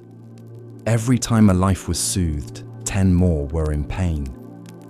Every time one was saved, another was lost. One day, Avalokiteshvara stood at the edge of reality and looked down upon the world. He heard every cry, every mother losing a child, every man begging for bread, every animal caught in a trap, every being trapped in anger, desire, confusion. And in that moment, his heart broke. Not figuratively, it shattered. His body split into pieces, his head burst into 11 parts, his arms cracked and fell. His vow seemed too vast, the pain of others too great. And from the silence that followed, he wept. I have failed, he whispered. I cannot save them all. But the universe listens in strange ways, and just as Avalokiteshvara reached the edge of despair, a light appeared. Amida Buddha, the Buddha of infinite light, came forth. Gently, patiently, lovingly. He gathered the pieces. He said nothing of failure, only this: you broke not from weakness, but because your compassion was real. And with a soft breath, Amida blessed Avalokiteshvara's broken form and transformed it. Now he had 11 heads to see in every direction and 1,000 arms, each with an eye in its palm to both see and act. Hands that could reach into every corner of the world. Hands that could soothe, protect, feed, carry, hold, mend. Not all hands were soft. Some held weapons to cut through illusion. Others held lotus flowers to cradle the broken. Some formed mudras of peace. Others reached out with empty palms. Each hand was compassion expressed. Each hand was love in action. This is why Avalokiteshvara did not abandon the world.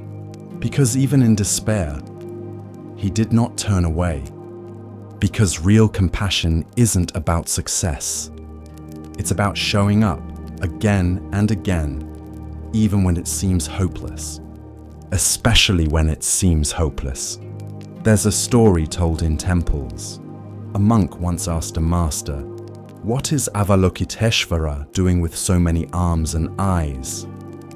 The master replied, "It's like a man reaching for a pillow in the night. He does it without thinking." That is the heart of compassion. No calculation, no pride, just the instinct to help. Because suffering is not theoretical, it is immediate, and so compassion must be too. In the iconography, each hand of Avalokiteshvara holds a symbol: a wheel, a bell, a jewel, a book, a rope, a vajra, a bowl, a tear. Because compassion wears many forms. Sometimes it's guidance, sometimes it's protection, sometimes it's nourishment, sometimes it's just being with someone who is grieving without fixing it. In one form, Avalokiteshvara appears with only two hands. One holds a lotus, symbol of purity rising from the mud. The other holds a vase, pouring the nectar of healing into the world. Because even with just two hands, if moved by compassion, you can save lives.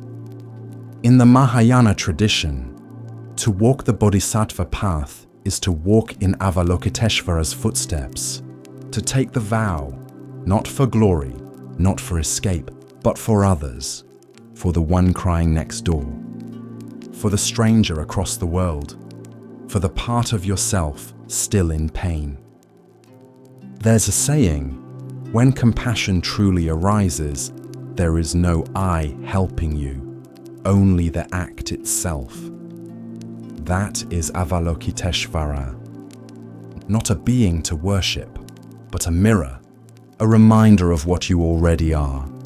When you listen with your whole body, when you act before being asked, when you feel another's pain like your own and still choose to love, you become one of the 1,000 hands.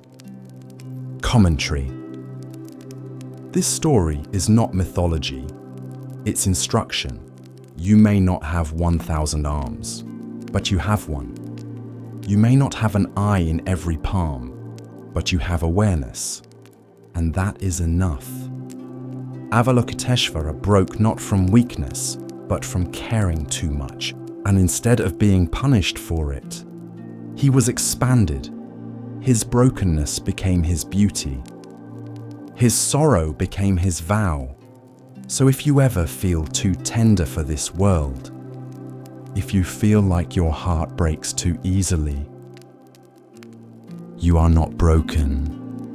You are awakening. You are listening.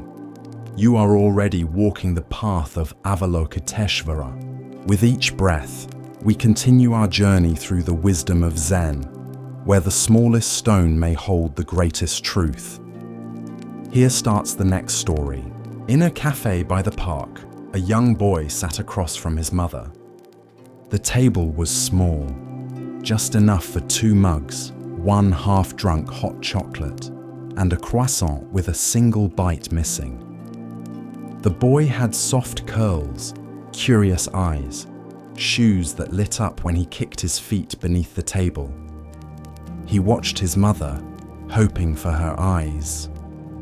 But she was scrolling, thumb steady, neck bent, face bathed in blue light.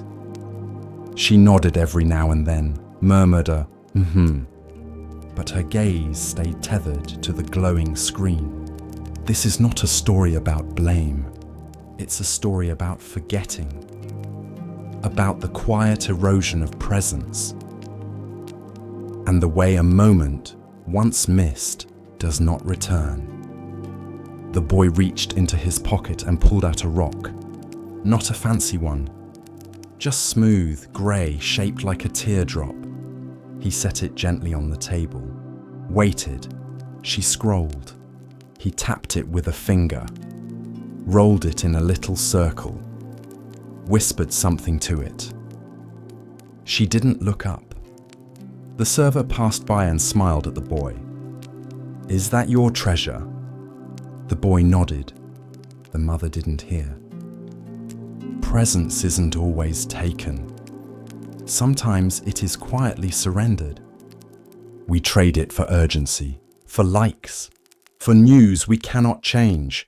And meanwhile, a child sits across from us, glowing not with pixels, but with life. The Buddha once said, "Do not dwell in the past. Do not dream of the future. Concentrate the mind on the present moment."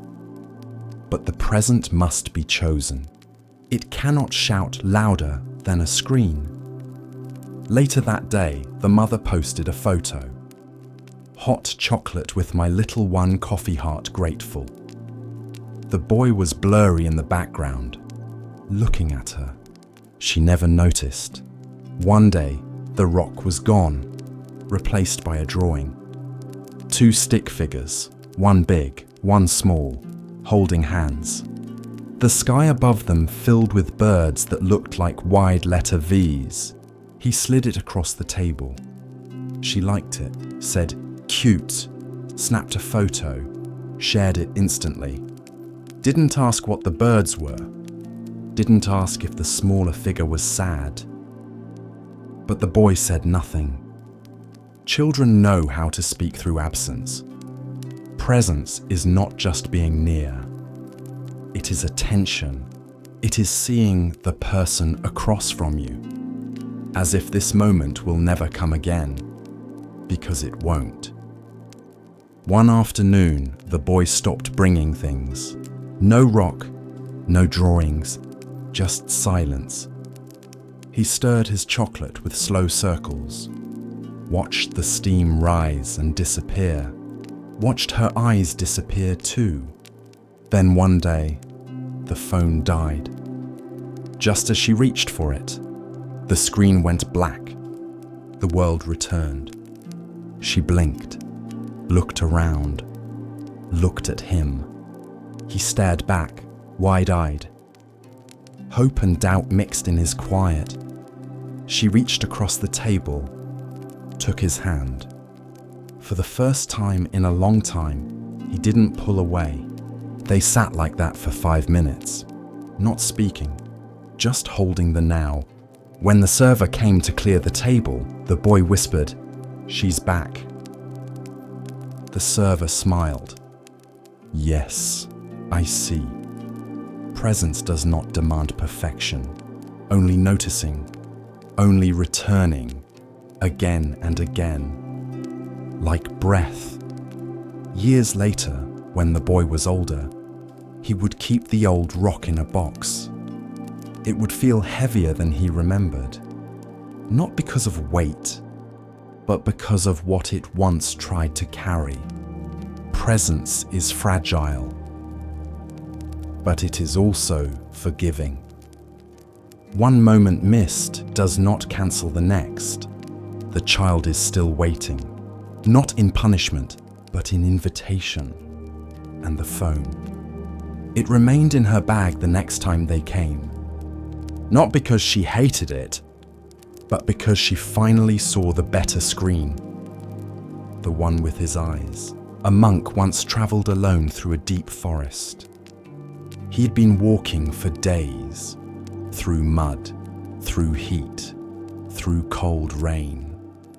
He carried nothing but a worn robe, a begging bowl, and a satchel with a single stone inside. Why the stone? He could not say, only that a teacher once gave it to him and said, "Carry this until you understand its weight." The monk took it literally, and dutifully he carried the stone. At first, it seemed like nothing, but as the months passed, over hills, across rivers, through deserts, it began to burden him. His back ached, his hands calloused, his mind grew resentful. "Why must I carry this?" he muttered one evening, dropping beside a creek. He looked at the stone, round, dark, unremarkable. A simple weight, and yet it had become everything. That night, he slept beneath the stars, and he dreamed. In the dream, he stood in an endless field beneath a vast open sky. He held the stone tightly, afraid to drop it, afraid he might lose something important. Then a voice, calm and distant, whispered, "Are you carrying the stone, or is the stone carrying you?" He awoke just before dawn, heart racing. The sky above him was pale and soft, wide and light. He looked at the stone again and understood. This is the story of thoughts, identity, and the illusion of burdens, how what we cling to becomes our weight. Commentary. Many of us carry stones, regret, shame, an old story someone once told us about who we are, a wound we've wrapped ourselves around for so long it feels like identity. We think we're being strong, but strength is not clinging. It's knowing when to let go. The monk carried the stone because he trusted his teacher. But trust without inquiry is like walking in darkness without asking if there's a door. His real practice began not when he received the stone, but when he questioned it. The Buddha taught that suffering arises from attachment, even to things that seem noble, tradition, memory, belief, self-image. We say this is who I am. But who is saying it? And what happens when the self no longer fits? The stone was not the problem. The gripping was. The fear of what it meant to be without it. We carry pain from the past because we think dropping it means forgetting. We carry roles that no longer serve us because we think they are us. We carry anger because we think it protects us. But a clenched fist cannot hold the sky. Later that day, the monk stood on a hilltop and watched the clouds pass. He held the stone in both hands, not angrily, not resentfully, just with awareness, and then he set it gently on the ground, not thrown, not discarded, just returned. A breeze touched his robe. The clouds shifted. He took his next step, and it felt like the first. In that moment, he realized the sky had always been there, unbothered, unburdened, vast, and that somewhere along the way, he had confused being grounded with being weighed down. This is the nature of the mind. It can be like a stone, heavy, fixated, stuck in the past, or like the sky, open, vast, always able to hold the weather without becoming it. The monk never told others to drop their stones. He simply told this story and ended it with a question. What are you carrying that is carrying you? So, pause today. Look gently at the weight in your hands, your heart, your mind, and ask yourself, do I still need this to walk? Or have I mistaken the stone for my path? The sun rose slowly over the wide green fields, brushing the tops of the grass with gold. Mist drifted over the earth like breath from a dreaming world. And in a quiet corner of the meadow, where the stalks grew thick and the wind passed gently, lived a flock of quail. They were small birds, light-boned and quick, their feathers dappled like earth and sunlight. They lived simply, eating seeds, singing softly, and moving together like a single thought. And among them was one who saw more than the others, who watched not only the sky and the grass, but the patterns within them. He was the Buddha in a past life, and though he had no title or special perch, the others came to trust him, because he noticed what they missed, and he saw what was coming. Each day, the flock flew out into the fields to feed. Each day they returned, wings beating as one, hearts light. But one morning, as the sun rose pale behind thin clouds, the wise quail called the others close. "There is danger coming," he said. The flock stilled. "A fowler is near. He lays traps in the tall grass. If we are not careful, we will be taken." Some of the younger birds flapped their wings in alarm. "Should we stop flying?" asked one. "No," said the wise quail, "but we must act together." He showed them a plan. "If one is caught in the net," he said, "do not panic. Each of us must place our beaks beneath the net. At the same moment, we will lift and fly." "To freedom?" a small chick asked. He nodded. "Yes, together." The flock agreed, and the very next day, the net came. It was hidden beneath the dew-wet grass. A few birds landed without seeing it. With a sudden pull, the fowler sprang the trap. Wings fluttered, cries rang out. But the wise quail shouted, "Now!" as we practiced. The others rushed in, beaks down, wings strong.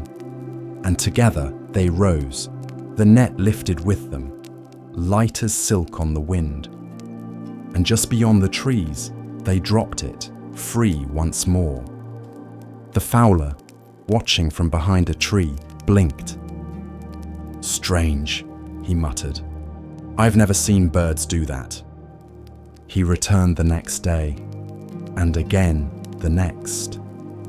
Each time the net was lifted. Each time the birds escaped. He grew frustrated.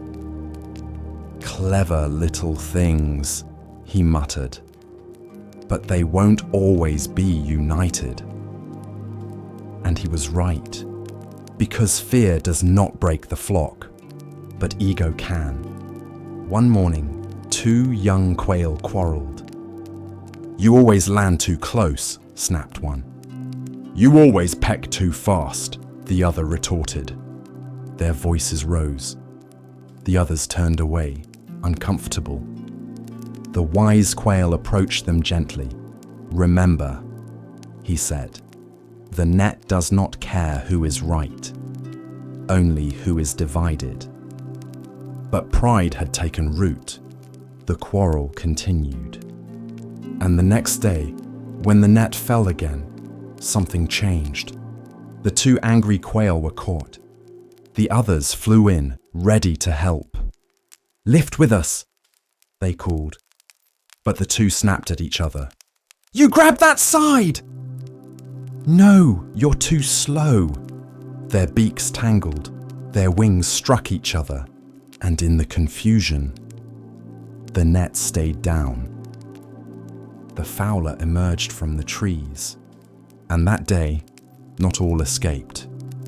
The survivors gathered in silence beneath a low fig tree. Even the wind was still. The wise quail spoke, not in anger, but with sorrow. "Together we can lift what traps us, but alone, even a feather becomes too heavy." In time, the flock mended. The young quail apologized, and the net, though dangerous, was never as strong as their unity. The fowler eventually gave up and moved on, and the wise quail remained, never seeking attention, never blaming, but always watching, always reminding them it is not the trap that captures us. It is forgetting that we are stronger together. In quiet monasteries, monks would later chant this story beneath swaying trees. They would bow not to the birds, but to the truth they carried. That unity is not just comfort, it is survival. Because in this world, nets will fall. But if we move with one breath, with one purpose, with one heart, even the strongest snare cannot hold us. The path of Zen unfolds like morning mist, soft and patient. In this next tale, we are invited to see, beyond appearance, into essence. Listen carefully to the next story. At the edge of the monastery was a pond, small, shallow, ringed with moss-covered stones. No fish swam in it, no lilies bloomed. It was quiet, so quiet you could hear dragonflies land on its surface. The monks would pass it daily on the way to morning meditation. Most gave it no thought. But one monk, young, curious, still a little wild in the heart, began to stop beside it each dawn. He would pick up a pebble, hold it, feel its weight, then toss it gently into the still water, and each time he would watch the ripples move outward, soft circles expanding from the center until they kissed the edges of the pond and vanished. One morning, the head teacher stood beside him. "You throw a pebble every day," he said. "Why?" The young monk didn't answer at first. Then he said, "I think I'm watching how something so small still affects everything." The teacher smiled, bent down, picked up his own stone, and said, "Every thought, every word, every action is a pebble in the pond of life." Then he let it fall. Ripples. The young monk began to understand that karma is not punishment or reward. It's simply the rippling of causes. What you do echoes. What you think spreads. Even in silence, something moves outward from you. That evening, while sweeping the courtyard, the young monk accidentally knocked over a jug of water. It splashed against the steps of the shrine. He froze, panicked, but the teacher, watching nearby, only nodded. "You see," he said, "another ripple, but not all ripples are wrong. Just seen." The monk began to practice more carefully. Not just his posture, but his thoughts. He noticed how anger, even when not spoken, changed the air around him. How a quiet smile offered to a passerby lingered like incense. One day, a traveler came to the monastery. Troubled, distracted, unable to sit still during meditation. The young monk didn't say much, just poured him tea, listened, and as the man left, bowed gently. Later, the traveler returned, calmer. He said, "I don't know what helped me, but something about your silence made me feel still. A ripple. Not grand, not loud, just a movement born from presence." There is a story in Zen. A student asked, "How do I change the world?" The teacher replied, "Change the shape of the stone you drop into it." The young monk continued to visit the pond, but now he didn't throw pebbles each day. Sometimes he just sat, watching the water hold its breath. Because he understood now, It's not always about making ripples. Sometimes it's about learning to be still enough to feel them. It was the 5th night of the waxing moon. The air in Kapilavastu was still, not silent, but hushed, as though the stars had gathered at the edges of the world to listen. The palace walls breathed in jasmine and sandalwood. Lamps flickered gently, servants whispered down the halls. And in the royal chamber, Queen Maya of the Shakya clan slept. Her breath moved softly.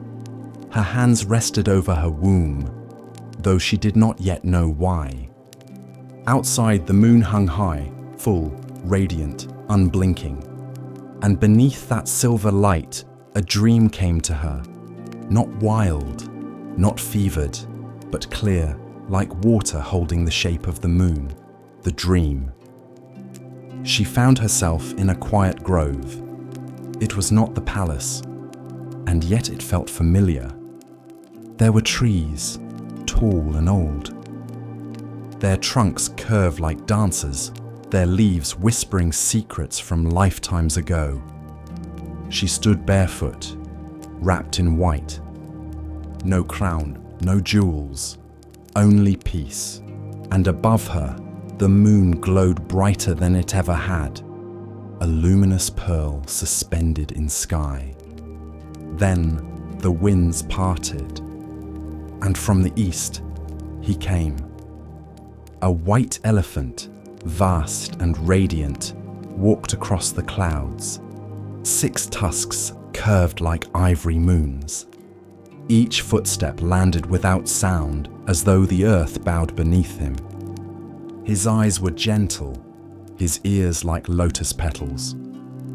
His skin shimmered, not with brilliance, but with quiet power. He carried a white lotus in his trunk, and he came to her, not with force, not with haste, but with the serenity of one who knows where he is going. She did not step back. She did not fear. She simply stood and watched.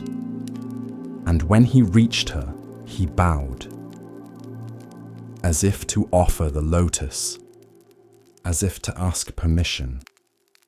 She lowered her gaze, and in that moment, the elephant entered her side.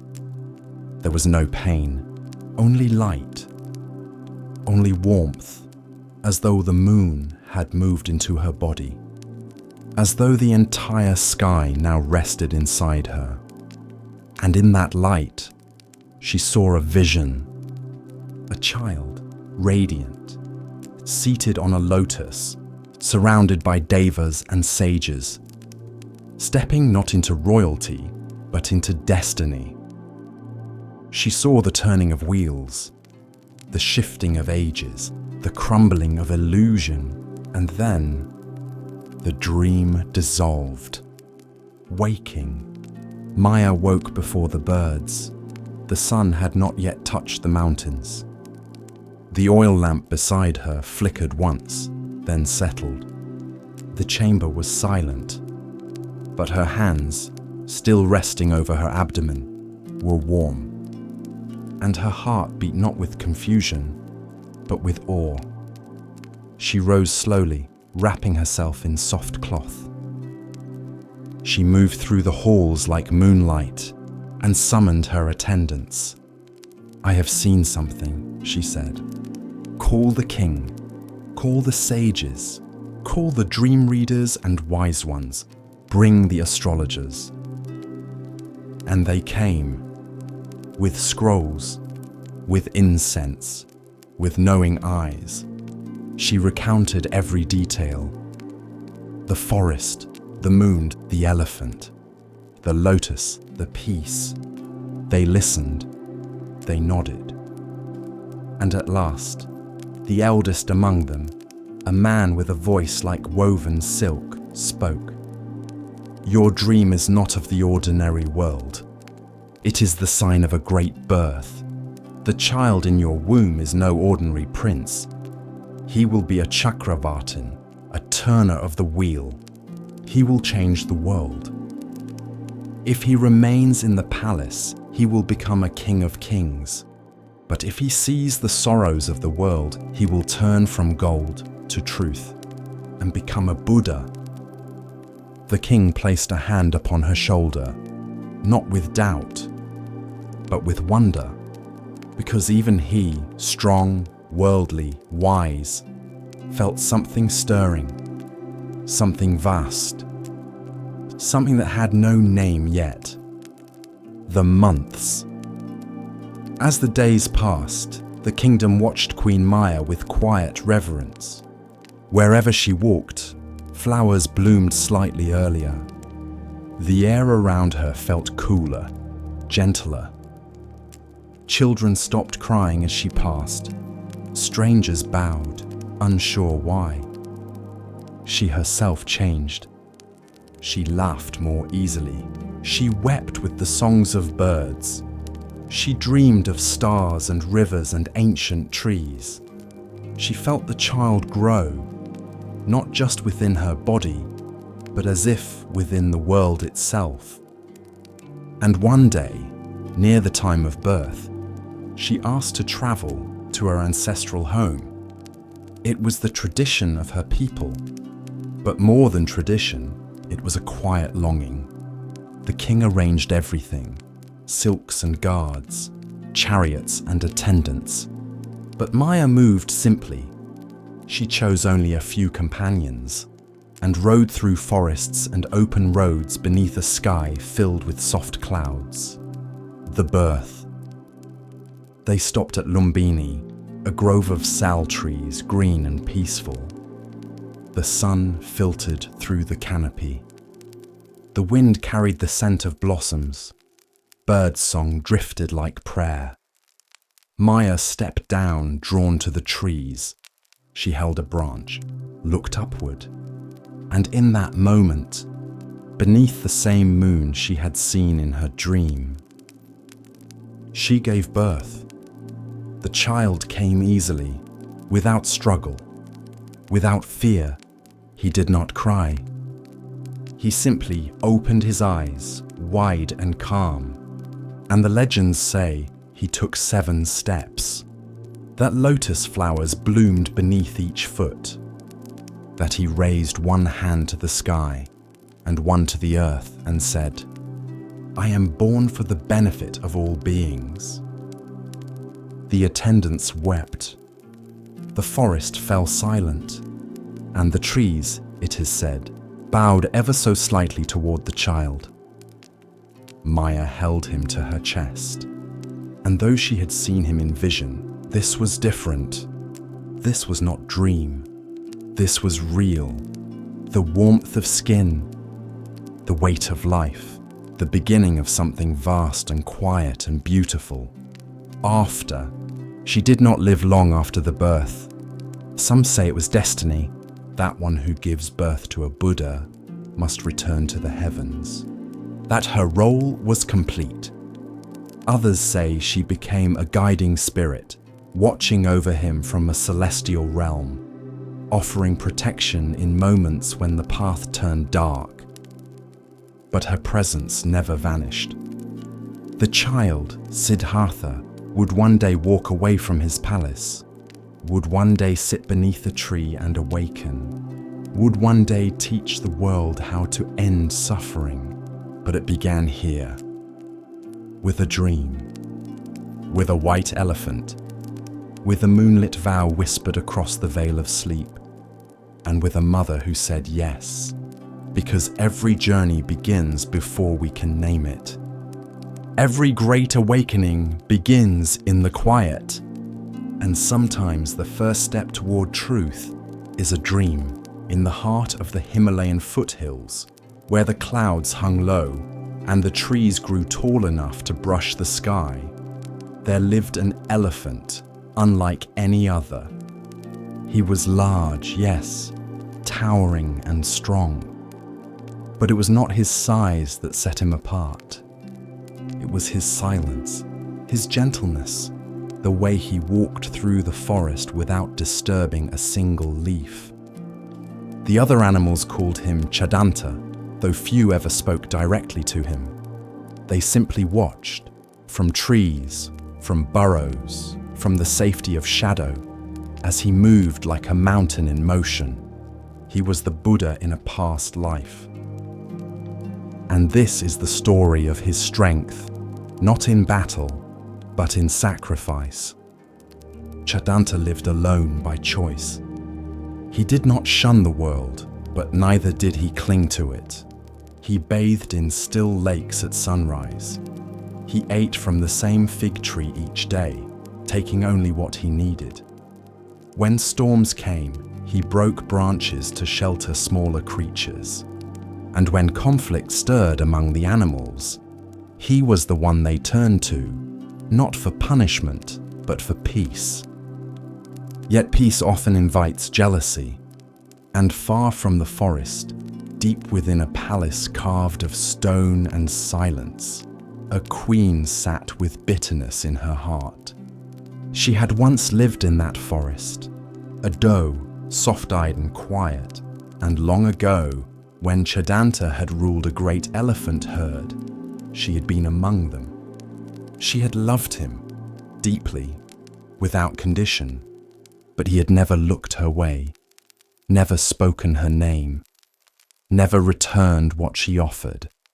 And so, in her next life, reborn as a queen, she remembered only the wound, and she wanted revenge. She summoned the royal hunter and said, "In the northern forest lives a white-tusked elephant. His hide is pale, his eyes are gold. Bring me his tusks, no matter the cost." The hunter hesitated. It is said that he is gentle, wise. "All the more reason," she said, "to prove that the gentle can bleed."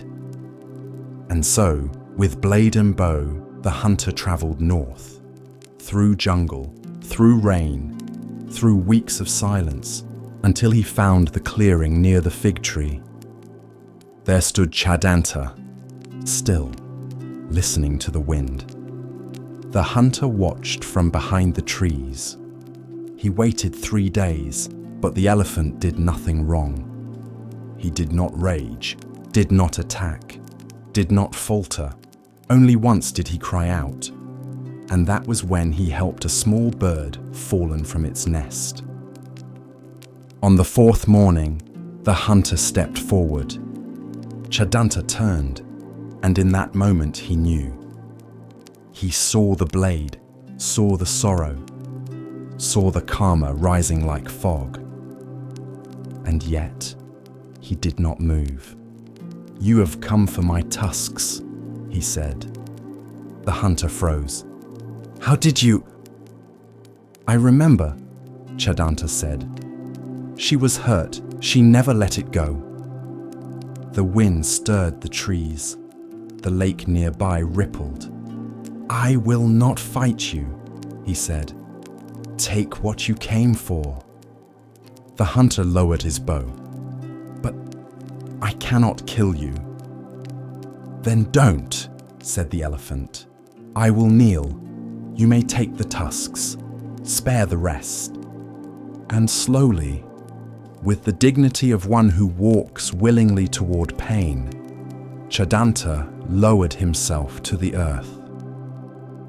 The hunter wept as he worked, not because the task was hard, but because the elephant never once flinched. When the blade cut deep, he did not cry out. When the ivory came free, he did not recoil. He only said quietly, "May she find peace now."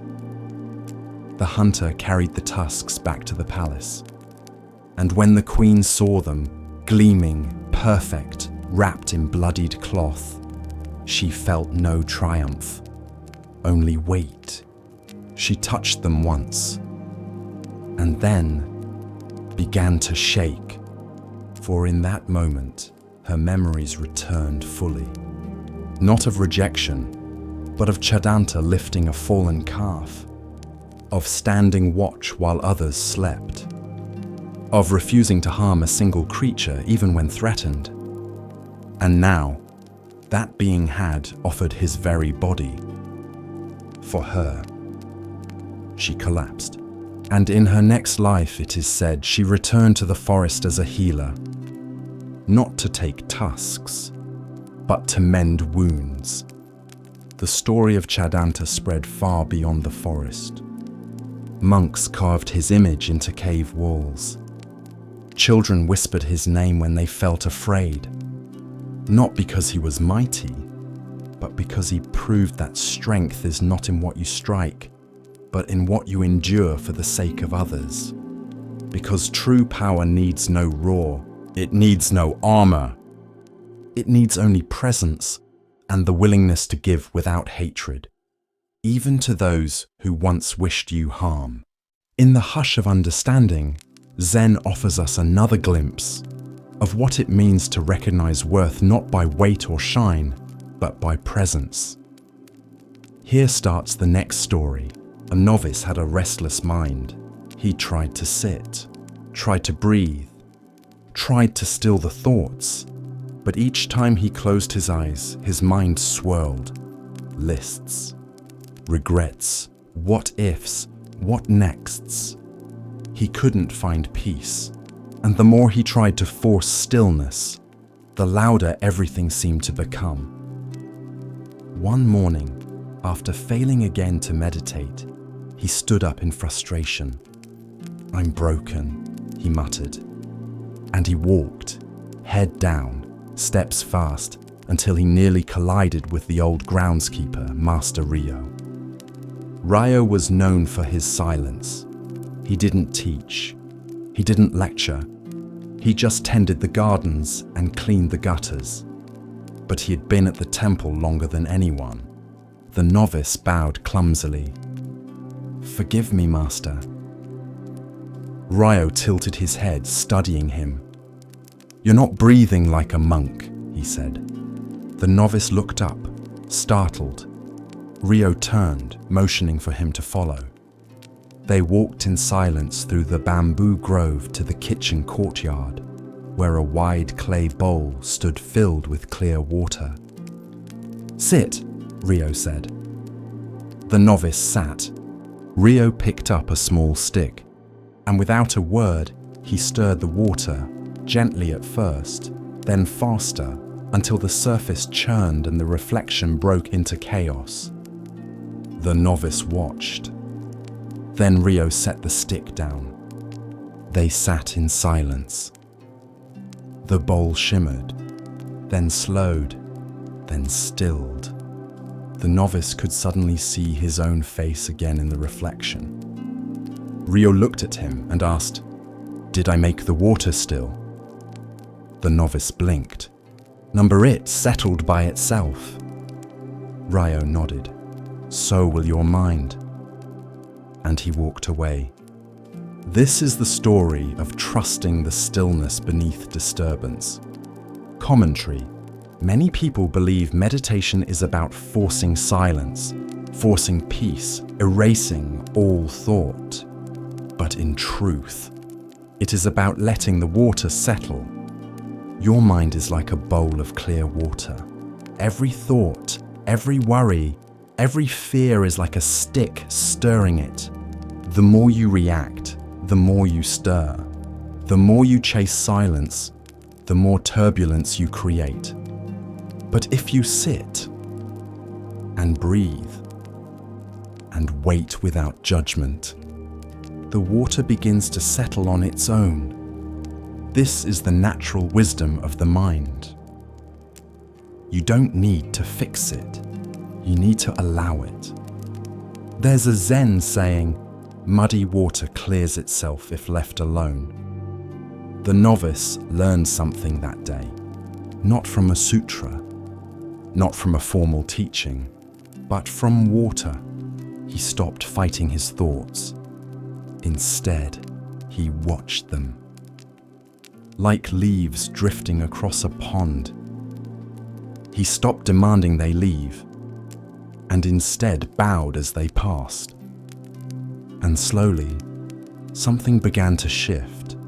Not instantly, but gently, like the bowl that stopped churning the moment no hand stirred it. This is how peace comes. Not by control, not by perfection, but by patience. By the quiet knowing that nothing stirred stays stirred forever. If you are anxious, sit like the bowl.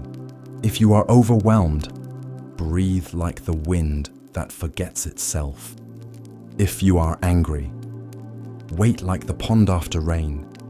It will pass, all of it. And when it does, clarity returns. You'll see your reflection again. Not because you forced it, but because you didn't run. So next time you feel lost in thought, don't fix, don't flee, just wait. And let the water be water. There was once a kingdom where wisdom was prized like gold. Rulers held counsel with monks.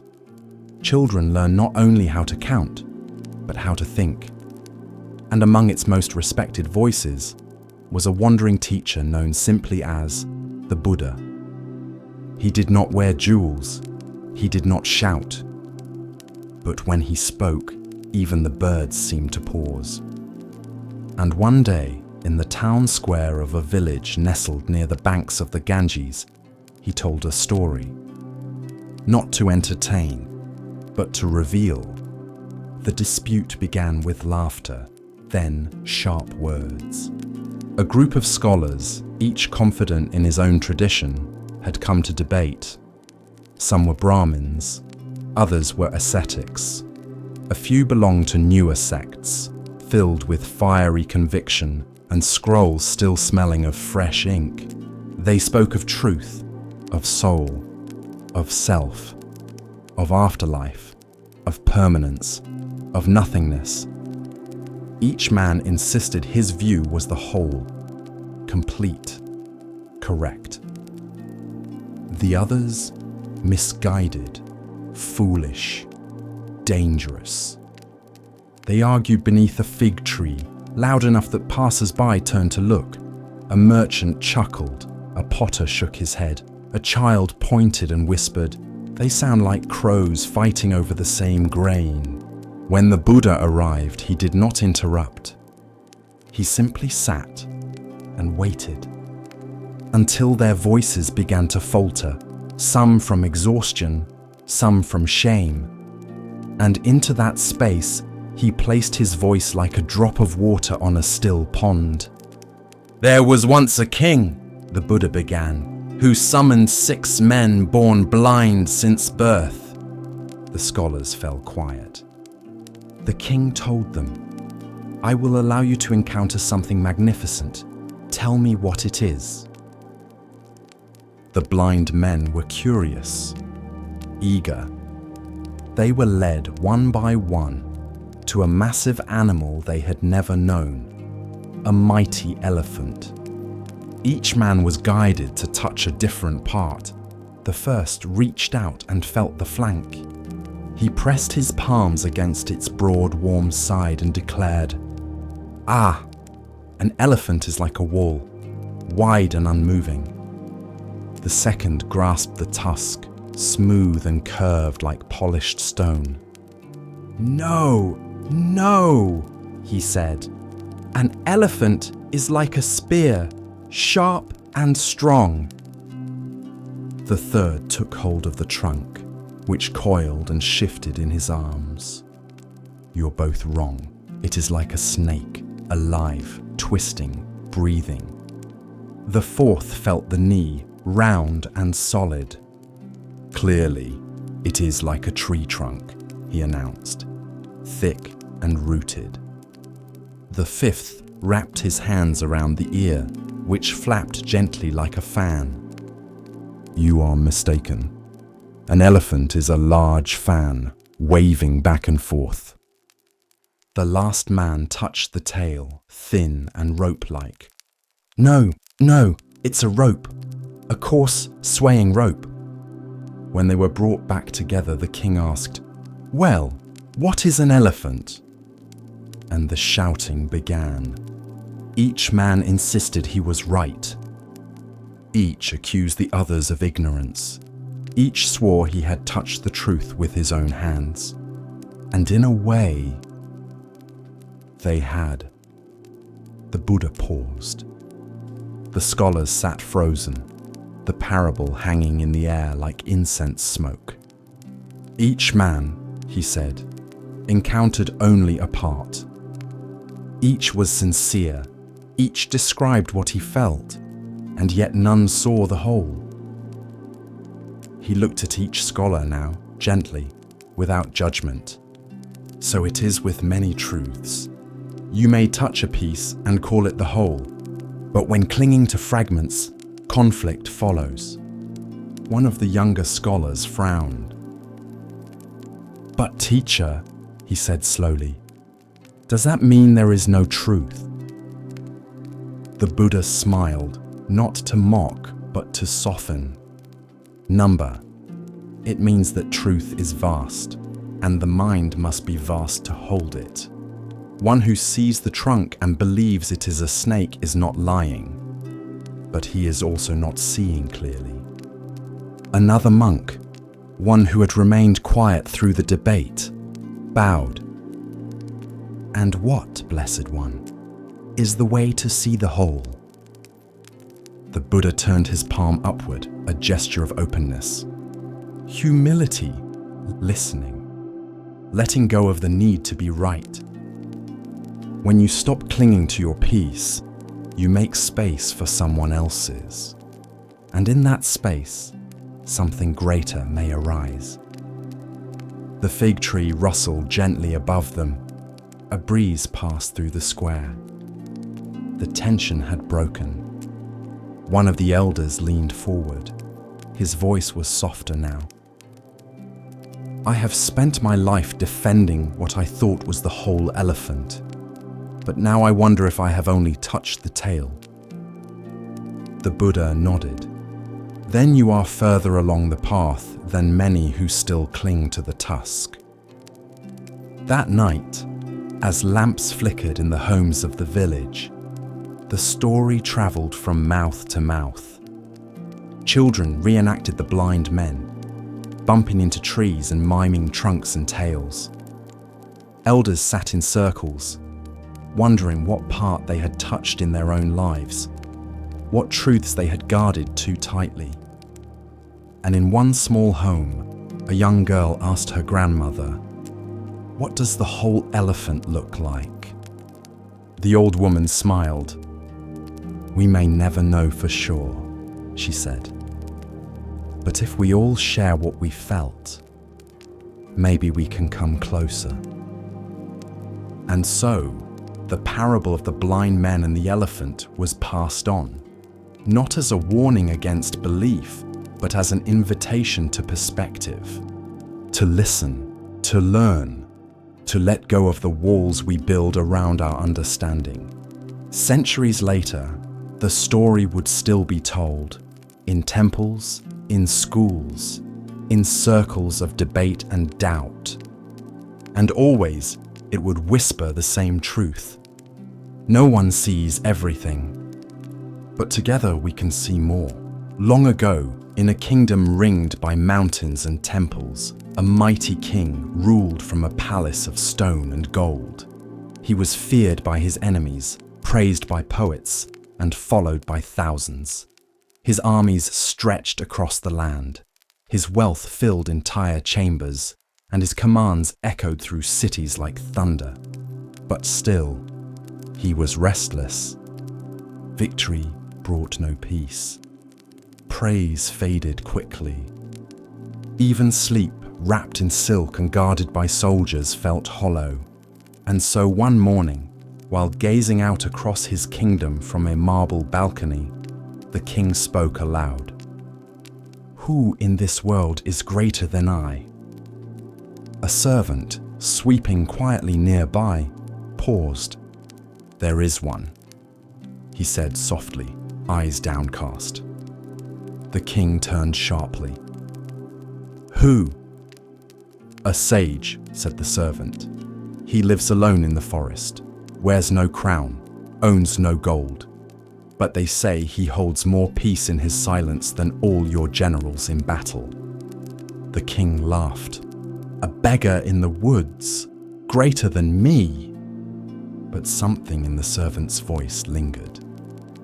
And later that night, when the court had gone quiet, the king summoned his best horse and rode out alone, disguised in simple robes, his face shadowed by the hood of a traveler.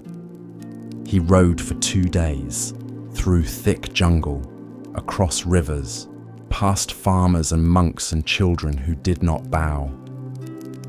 Finally, at the edge of a still grove, he saw a small hut beneath a Bodhi tree, and outside it, seated cross-legged on a flat stone, was the sage. No guards, no roof over his head, no possessions, just stillness and eyes that did not flicker when the king approached. "You are the one they speak of?" the king asked. The sage nodded once. "I am one, of many." The king studied him. "You have no palace, no army, no throne, and yet people speak your name in reverence. Why?" The sage said nothing. The silence stretched, long enough for the king to feel his own voice echo. Finally, the sage opened his palm and motioned for the king to sit. The king hesitated, then obeyed. They sat together under the tree, as the wind moved gently through the leaves. No words, no commands, just presence. After a long while, the king said, "You are not afraid of me." "I see no king," said the sage, "only a man with questions." The king frowned. "I have conquered lands, broken enemies, shaped history. You think I have questions?" The sage met his eyes. "Then why are you here?" The king opened his mouth, closed it, and looked away. Because beneath the silk, beneath the crowns, beneath the noise, he had come not to test the sage, but to understand something he could not command. Finally, he asked, "Why do people follow you?" "I do not ask them to." "Then why do they listen?" The sage picked up a small stone from the earth, rolled it in his fingers. "They listen," he said, "because I have no need for them to." The king blinked. "I lead armies, command cities, hold power over life and death, but still I'm not content." The sage nodded. "Because you mistake fear for respect, obedience for love, wealth for worth." The king stiffened. "Are you saying I am not powerful?" "I am saying," the sage said gently, "that true power does not cling, it does not shout, it does not fear being forgotten." They sat again in silence. The wind stirred the sage's robe. The king looked down at his hands. "I have everything," he said, "but still I feel empty." The sage smiled. "Then you are ready." "Ready for what?" "To lead without needing to be above." That evening, the king returned to his palace. No fanfare, no declaration, but something had changed. He began to listen more, to speak less, to ask questions instead of giving orders. His advisors whispered about his visits to temples, his long walks alone, his sudden interest in sitting beneath trees without speaking. And when his generals asked, "Who taught you this?" he said simply, "A man with nothing, who showed me everything." Years later, when the sage passed into silence beneath the same Bodhi tree, the king declared a day of stillness across the land. No work, no speech, just listening. And in time, his own rule became a story of its own. Not because he expanded borders, but because he stopped needing to. Not because he gained more, but because he learned to let go. And the story of the king and the sage spread like the breeze that once moved through the forest leaves. A reminder that the crown is not the source of power, wisdom is. And the one who does not seek to rule is often the one most worthy to lead. As the lantern of awareness glows a little brighter, we come to a tale about seeing with more than the eyes. Let the stillness guide you now, and listen carefully to the next story.